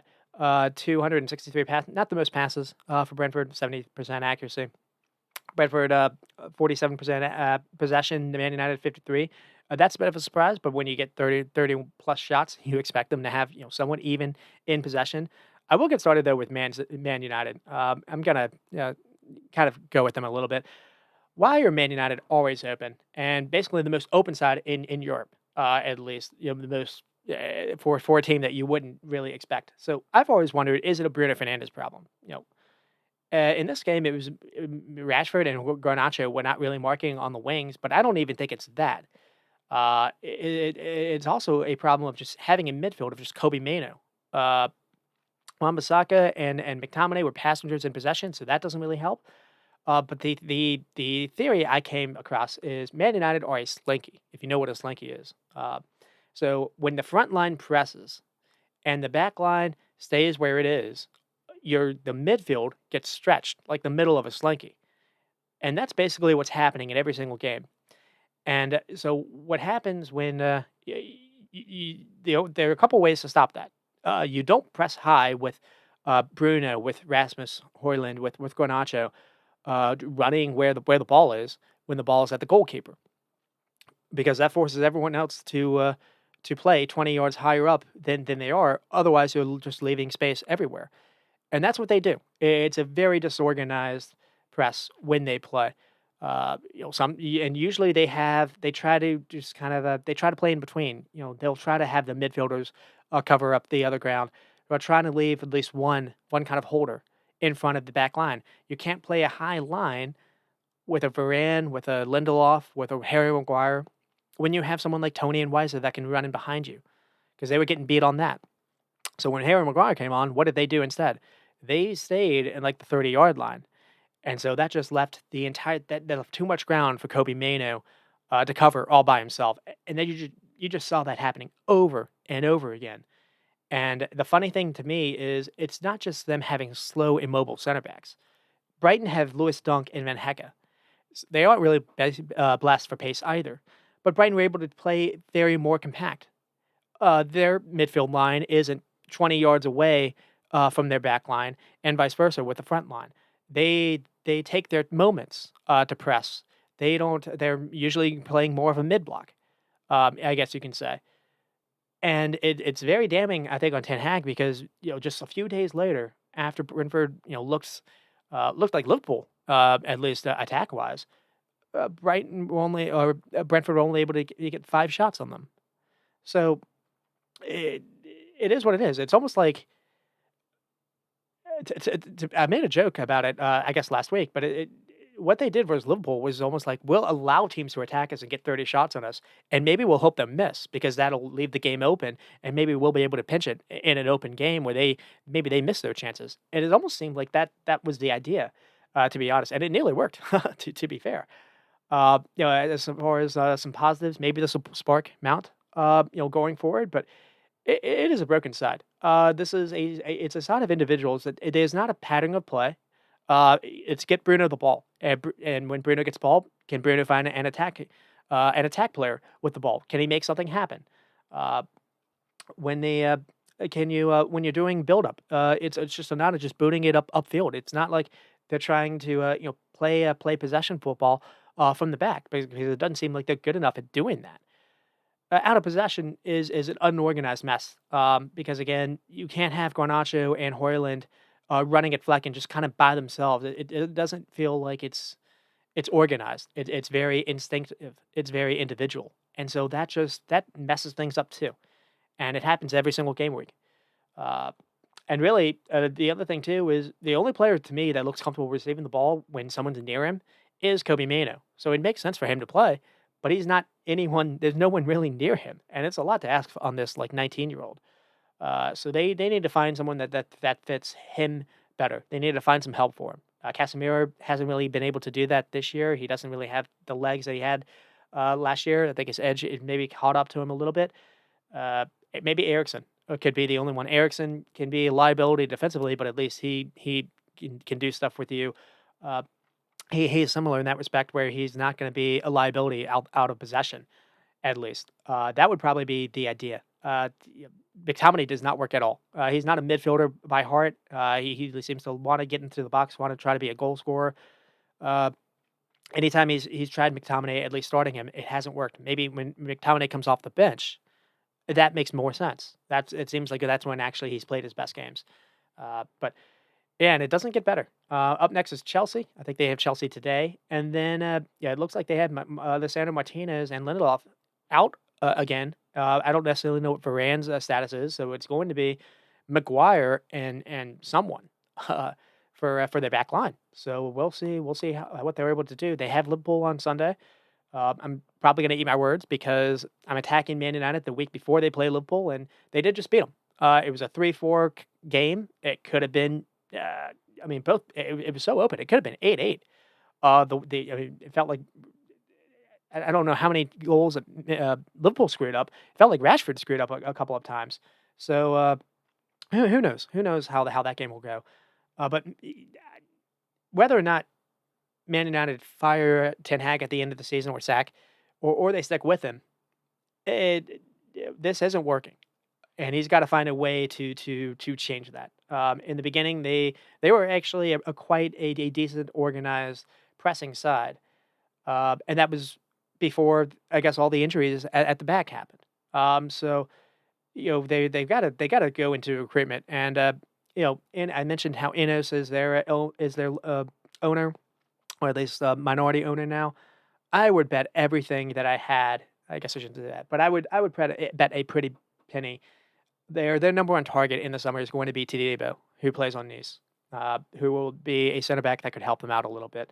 And then from there, maybe we'll see if they can find someone to play with Kobe Mano, uh, and then just kind of go from there. Maybe the idea could eventually be to move Bruno to maybe Mason Mount in that little 10 spot because it feels like Bruno has been overplayed, and maybe Mount could do a little bit better of a job there. Otherwise, I don't know where you play Mason Mount because he wouldn't be someone I would play next to Kobe Mano.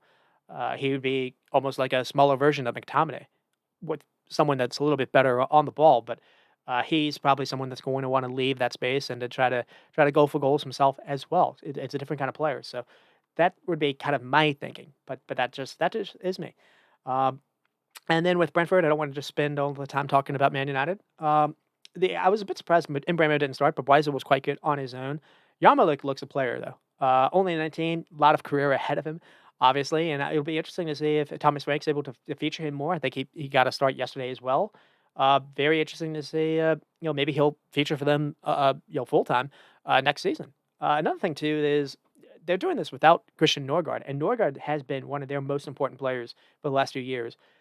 But not Yarmouk, Yanelt being played in that kind of central number six kind of role, he offers them a little something different, and it's not really the worst. He's quite good at moving the ball as well, but it doesn't feel like Brentford have necessarily missed Norgard as much, and I feel like he's better in that kind of single pivot kind of role than he is when he's asked to play in one of those midfield roles on more of on the side.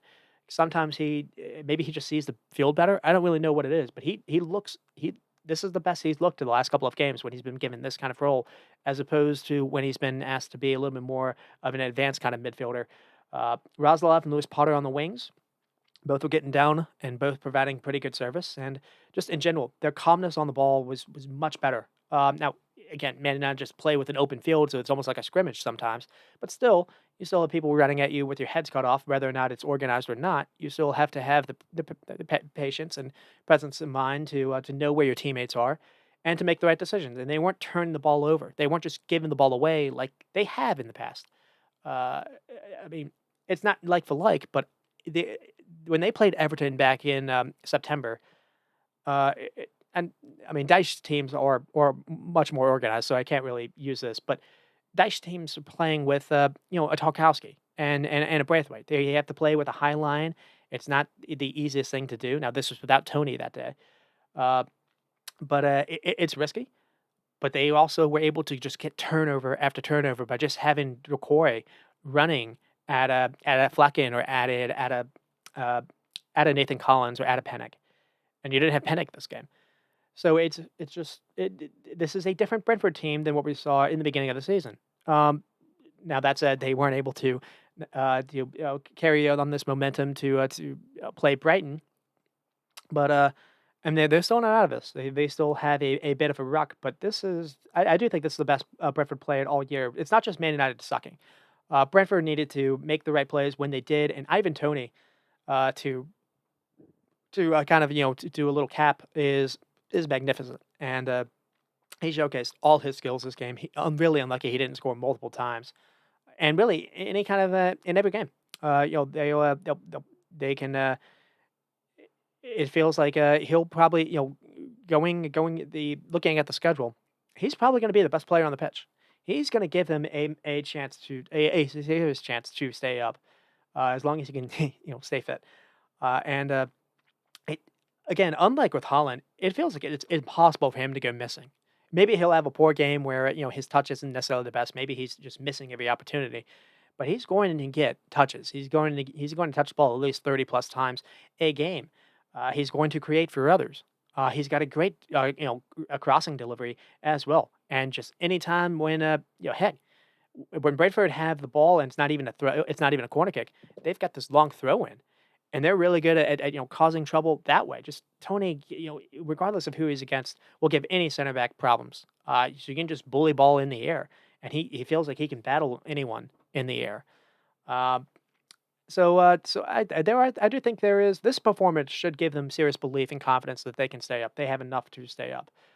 But again, they need to transfer that into some points. They have a hard game again versus Aston Villa. Aston Villa did not look their best versus Man City, and Aston Villa might have Ollie Watkins, so that'll definitely help. But Aston Villa have given Brentford fits when they played for the last year or two. So we'll have to see about that, and then after that, rarely is their season. They've got like a Sheffield, uh, they've got an Everton, and they might even have Luton all in a row. And we'll see. We'll see what they're able to. That's their season. They get 6 points. They get 7 points in those 3 games. That'll be enough to keep them up. Uh, Otherwise, you don't want to lose those games. You don't want to allow people to actually make up points on you. So, if nothing else, it's must not lose. But we'll have to see. In all those games, again, Tony will be the best player. So we'll see if that'll be enough to keep them up. And then that's where I'm going to stop. I'm actually getting a little tired. As far as other action that happened in the week, the Newcastle West Ham game was absolutely bonkers. 4-3. It looked like West Ham were actually going to win this comfortably. They had a 3-1 lead. Kudus was quite something for West Ham, as was Paqueta, and then it looks like David Moyes maybe messed up. No, he didn't have Edson Alvarez to play, and that maybe factored in. He brought on Calvin Phillips, and Calvin Phillips is more unlucky than anything else. But Calvin Phillips, bringing someone down, given a second PK, two Newcastle PKs were just really unlucky. I don't think they were bad calls. I saw people on NBC saying that they were horrible calls. I think it's probably the right decision. We've seen that given all year. I was thinking back. I even told my brother when I saw this live. There was a game, Wolves versus Newcastle, where the exact same thing happened. And Liverpool had a PK called on them, where something similar happened, where versus Crystal Palace. So, I mean, if you kick someone, it doesn't really matter if you're not really trying to do it or not. It's a foul if you don't get the ball, and that kind of happened. So it's unfortunate for Callum Phillips, but he gave away the PK, and then Harvey Barnes came on as a sub, and he only came on because Miguel Almiron had to who didn't even start the game, who was a sub himself, had to go off for injury. So Harvey Barnes came on and just took over the game essentially. And then the only negative to that was Anthony Gordon had to get kind of a late double yellow, and so that meant he wasn't able to play versus his old club in Everton, and that may be factored in. Newcastle weren't able to really carry any of this momentum, but this was big. 3 points on West Ham, and they have a chance. They're close in points wise to West Ham to maybe overtake them in the table. They still have an outside chance to scrape a Europe spot. Which, given how they've done all year, man, would that be a story? And that would be certainly credit to Eddie Howe. But that said, it's going to be hard for them. They lost Livermento in this game. They lost Jamal Lascelles. They've already lost Sven Batman. It looks like Dan Burn had to actually play at center back now. In versus Everton, they had to play Lewis Hall, they haven't really played much, and he wasn't necessarily working out. I think he had to go off, and then they had to play someone like Paul Dummett versus Everton, and Paul Dummett was unfortunately called for a PK on them yesterday. So a lot of injury issues at the back. No Trippier now, no Livermento, and so we'll see how they're able to kind of manage that. Otherwise, they're starting to get healthy for the most part. And Alexander Isak, I think, has 15 goals for the season after scoring versus Everton as well. And I mentioned having Tony. There are going to be a number of people that are looking for striker help this year, and we'll see if Newcastle are able to stay and get a Europe spot. Maybe they would be able to keep everyone. But I remember them having financial issues. At least, that's the reason why they had issues with signing Sandro Tonali. And it actually looks like that's going to really backfire. That's egg on my fist. I thought that was going to be a pretty good signing for them, and at least in the opening game, he looks good for them. But yeah, that is completely backfired because of he's expensive as well, and he's high wages. And so there's been a lot of talk that if they don't get Europe, there's a contract clause in Bruno Guimaraes that could maybe be looked at for teams to poach. And I think I've seen it rumored it could be the same case with Alexander Isak. And we'll see, because this guy, the only issue he's had is he's not always fit. But even for not always being fit, he's on 15 goals already, quietly enough. And if he can get on a run, he might be able to be next to Holland when it comes to and Salah when it comes to the Golden Boot. We'll have to see about that.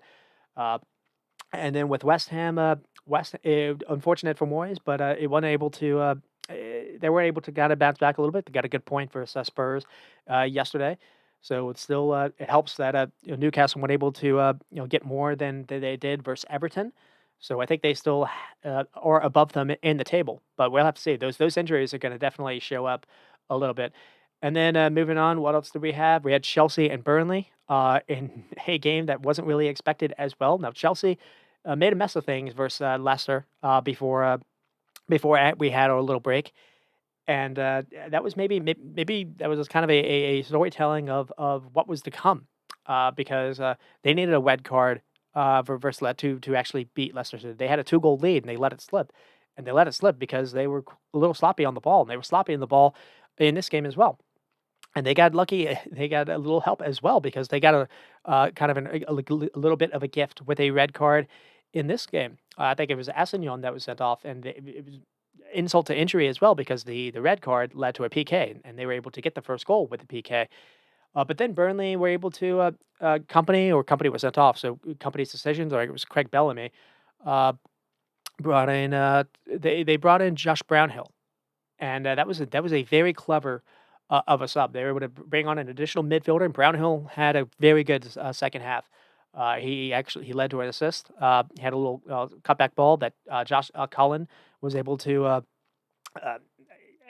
one of the goals of the weekend. Outside the boot, a kind of flick outside the box. He's not really known for his goal scoring, and great goal there. And then it looked like Chelsea was actually going to pinch it with they had like 30 shots, and they were up playing up a man. It's what you would expect, but Burnley also into the game with like 18 shots themselves. It was not really the game that you really would have expected.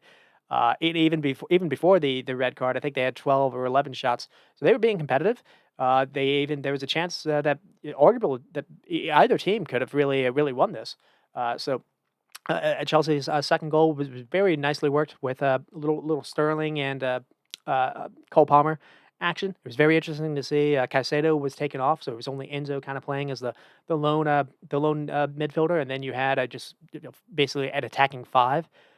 So Chelsea were really going for this. There was a chance where Sterling it looked like had a free header and just kind of got it wrong. That would have won the game. And because he didn't get that, Burnley it was still only a 1 goal game, and Burnley were able to get a corner kick, and O'Shea was able to score on the corner kick. And after that, they were able to get another corner kick very late in the game, and it looked like Jay Rodriguez nearly scored. He hit the post, so this could have been 3-3. Could have been anything. And at least Burnley is starting to show some fight. Now maybe it's too late or not. They were able to beat Brentford. I didn't think they necessarily played great in that game, to be fair. And it was very interesting that they were able to get the result for Chelsea with David Fofana not being able to play because he's still a Chelsea player.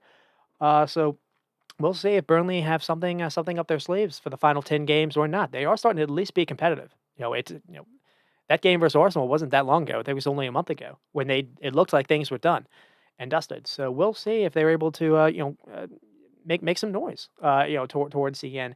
And then the other a couple other surprise results were Tottenham and Luton. Tottenham were able to win 2-1. Took a very long time for that second goal to happen. They conceded in the first like 3 minutes to Chung. Little counter, very nice pick out by Barkley to find Chung, and then Chung had a nice finish. And then Isla Kabore with an own goal, and then Son is able to get the second. Uh, Great cross by Brendan Johnson, and Werner kind of forced the own goal, and then Werner and Johnson played a role in the second goal as well. And the reason why I'm saying Brendan Johnson is Brendan Johnson came on at halftime and uh, was a big factor really in how they played in the second half, and kind of the main storyline, to be honest. And it was good for them because Tottenham did not have their best game versus Fulham a couple of weeks ago before the international break. So and they didn't want to drop points to Luton of all teams. And fortunately for Luton are now playing absolutely hampered. They're not able to play their first choice kind of a midfield, their first choice attackers, or their first choice defenders, and it really is starting to show. And they did not look competitive versus Arsenal either, and that's unfortunate because before this they were competitive. They were losing. They weren't. I think they've mentioned how they've lost like 9 in a row, but they were competitive, and now they're who they have playing for them. It's not like for like, and it's really unfortunate for them. They're still in this, but Nottingham Forest have started to pick up some points. I think they picked up 4 of the last 2 games. So they've started to create a little gap where in before, when the Nottingham Forest had the points deductions, Luton were actually ahead of them. So that's not the case anymore. I think it might be a 5-6 point gap now. So unfortunate for them. Obviously, you're not really expecting to get points versus Tottenham or Arsenal, but maybe you would like them to be a little bit more competitive. But they don't have the bodies anymore. Uh, so what else do we have? Chelsea and Burnley. I mean, the relegation fight was interesting. I guess we have Sheffield and Fulham to talk to. That was a 3-3 kind of game. Not expected this. It was scoreless at halftime, and then Bremerton Diaz just started to light up. Bremerton Diaz and then Paulinho with able to get one back with a free header from corner kick. Very nice header. And then Ali McBurnley and then Bremerton Diaz again. So it was a 3-1 time of game. It looked like maybe it was going to be a 4-1 kind of game when McBurnley looked like he scored again, but it was ruled out for VAR. And then In the 85th minute, Sheffield just came undone. It looked like the manager Chris Wilder took off Vinny Souza and took off Mick Burnley and brought on McTominay and I think it was Oliver Norwood. And that did not that did not work out. You only have 4 minutes to, like, see the game out. I probably wouldn't have taken Benny Souza off unless he was struggling for injury. He's probably, he's a little more physical, and, basically what happens here is, Tom Carney basically bullies Oliver North and, Oliver Wood, and, he's able to then, find, Corey Reed just wide open, top of the box, and Corey Reed has a great shot. And then when it's always a one goal game, you never knew what can happen. I think they had 14 minutes of stoppage time too. And at the very end, there was a cross sent in. I think it's Adama Traore just kind of floats the ball into the box, and Rodrigo Munoz turns into Cristiano Ronaldo with an unbelievable kind of scissor kick to go in, and what a goal that was! Maybe goal of the weekend. Just quite beautiful and heartbreak for Sheffield, who again multiple games now that they've had multiple goal leads. I think they were leading 2 over West Ham as well, and they gave it up. And so I mean, they probably are dead. I've kind of I've made jokes about I'm not going to pencil them out. I'm going to pen them out with ink. And yeah, it's reasons like that. They're not able to see leads out. And then with Bournemouth and Everton, Bournemouth go on to win 2-1, and it's crushing for Everton because it didn't feel like necessarily Bournemouth outplayed them. Solanke gets the for opening goal, and then Beto mistake a little bit for the Beto goal, and then Coleman with an own goal, and this comes from just kind of a late in the 90th minute. Maybe it's like a throw in, or there's a ball kind of looped into the box, and Coleman I think is trying to chest this down uh, to the keeper, but he just gets it all wrong and just basically chests it into his own net. Coleman to me shouldn't have been playing. I think this is maybe where Sean Dice kind of got it wrong. He had Ashley Young on the bench, and what he did is he brought Ashley Young to either play. I think he played Ashley Young in midfield.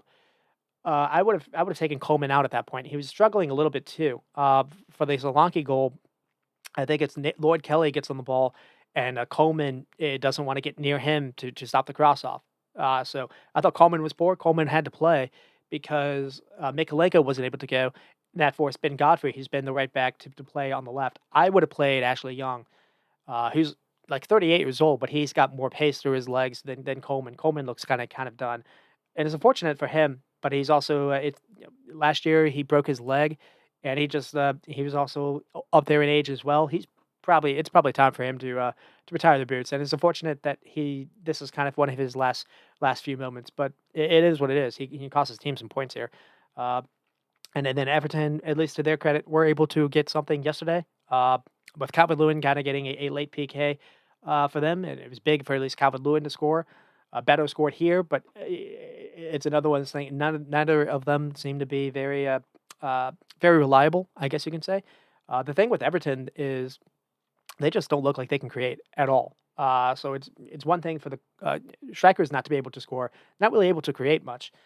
One thing I was wondering, other than like Meneil, one thing I was wondering is you have Andre Gomez back. Could you try to play Andre Gomez maybe more in the middle? Maybe try to play James Garner on the wing, or maybe you can try to play James Garner maybe at right back, and maybe play Harrison, and then you can maybe have Garner and Harrison kind of doing some 1-2 action, some overlapping a little bit. That could maybe be something to think about. Andre Gomez a little bit more in the middle, maybe a little bit more creative. You can maybe try to think of something that way. But other than that, they really are struggling, and we'll see if they have enough to stay up or not. I think they do, but until we actually see it, it'll see. I mean, they do have a lot of games at home, and that home ground is not Goodison Park is not easy to play at. So we'll have to see. And then with Bournemouth, the one thing to talk about is Tyler Adams started, and maybe unlucky not to give away a PK. It is worth saying, but he was quite good. Other than that, 7 for 8 ground duels, 89% pass accuracy on 40 touches or 40 passes, 71 touches. So heck yeah, four interceptions. Yeah, it's good to finally see there. Didn't start or didn't play yesterday, but Bournemouth were able to win yesterday versus Crystal Palace, where they just smothered Crystal Palace. I think they only had like 3 shots for Palace, and Bournemouth have stayed up. I think they have 41 points, and Areola has kept them up. So that was a lot of talk too. People were wondering, well, why'd you get rid of Gary O'Neill? Would this be the reason why you be would be going down? Back in November, I think they were in the last place spot, or they were in a relegation spot. So credit to Areola. It has taken some time for them to for his ideas to come in, but he's kept them up, and he's got Semelino and Solanke playing really well. I think Solanke is number four or even three for goals scored in the EPL, which I don't think maybe many people would have expected. So, I mean, the only negative is they can't always control that mini game. So maybe you can actually see some place for Tyler Adams to feature more. They do have Alex Scott, who can maybe do a job there as well. One thing to note is Kirkez got subbed off early again, brought on Lloyd Kelly. That's kind of been a theme a little bit for Kirkez. Maybe something to follow, but other than that, they've stayed up, and maybe because they've stayed up, it might be time for the beach. We'll have to see how they're able to finish, but nothing else. Absolute kudos to the massive accomplishment for Areola. And then with Nottingham Forest and Crystal Palace, one of those games you can't lose, and neither team did. 1-1, Mateta and then Chris Wood. Nottingham Forest maybe kicking themselves. They didn't actually get a little bit more in the game.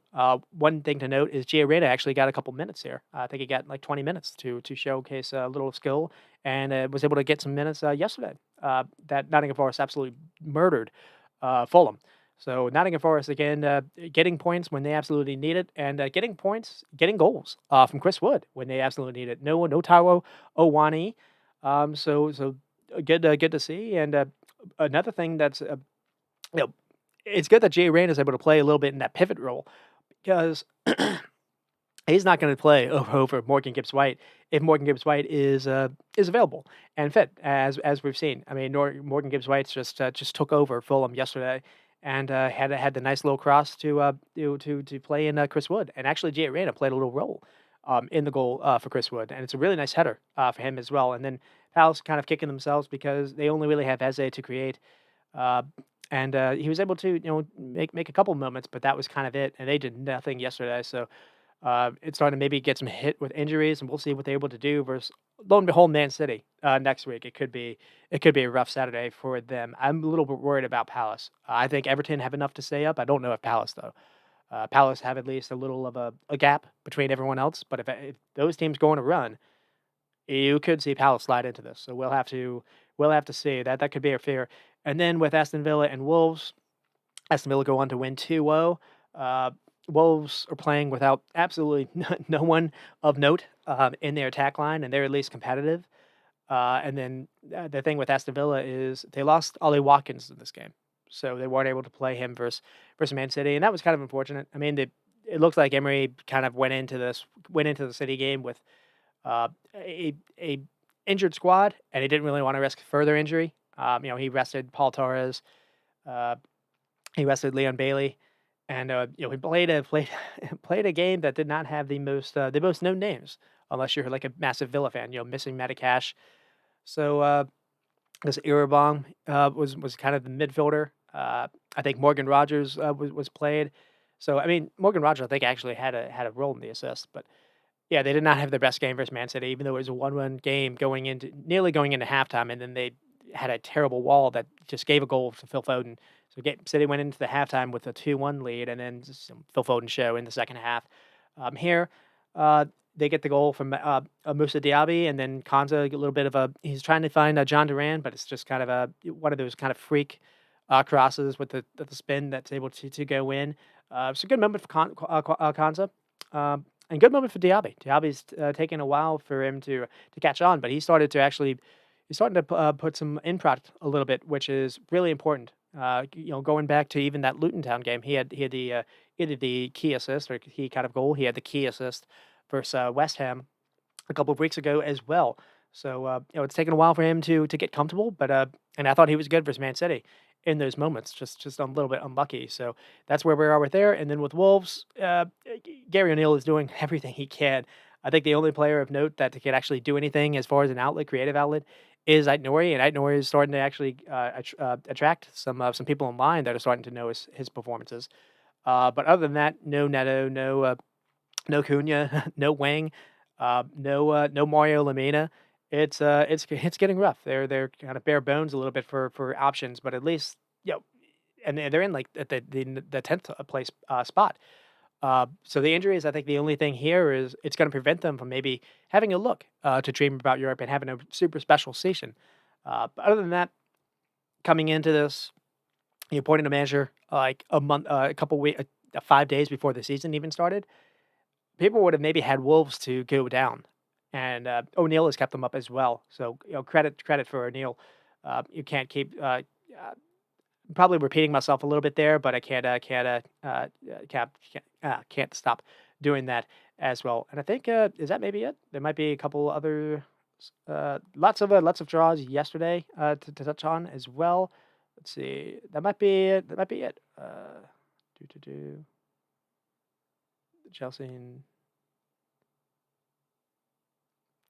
and I guess that is it. I'm trying to say. Oh well, if I maybe missed a game or two, it is on me. Anyways, so that is it for this week. I'll try to no more hour and a half of title talk. I mean, everyone. I feel like everyone's kind of doing that anyway. So I'll try to be a little more better at talking about the other teams. That said, there's still some game week to go to in the midweek. There's Man United and Chelsea and Liverpool and Sheffield, and then it really just kicks into gear. Uh, it returns again in the weekend, and then we start to see what Europe does in the title race. We start to see Champions League. We start to see Europa kind of come into this. And again, April is going to be a massive fixture list for Man City. Arsenal don't have Arsenal still aren't alive in the FA Cup, so that helps them out a little bit. Liverpool and Arsenal just still have Europe to manage, and Liverpool have to deal with those Thursday night travel games. But we'll see where we are a month from now, and that's kind of it. We will find out who wins in about a month's time. So, or maybe a month and a half. Well, I think it'll be mid-May. So until then, you stay squatting and stop recording.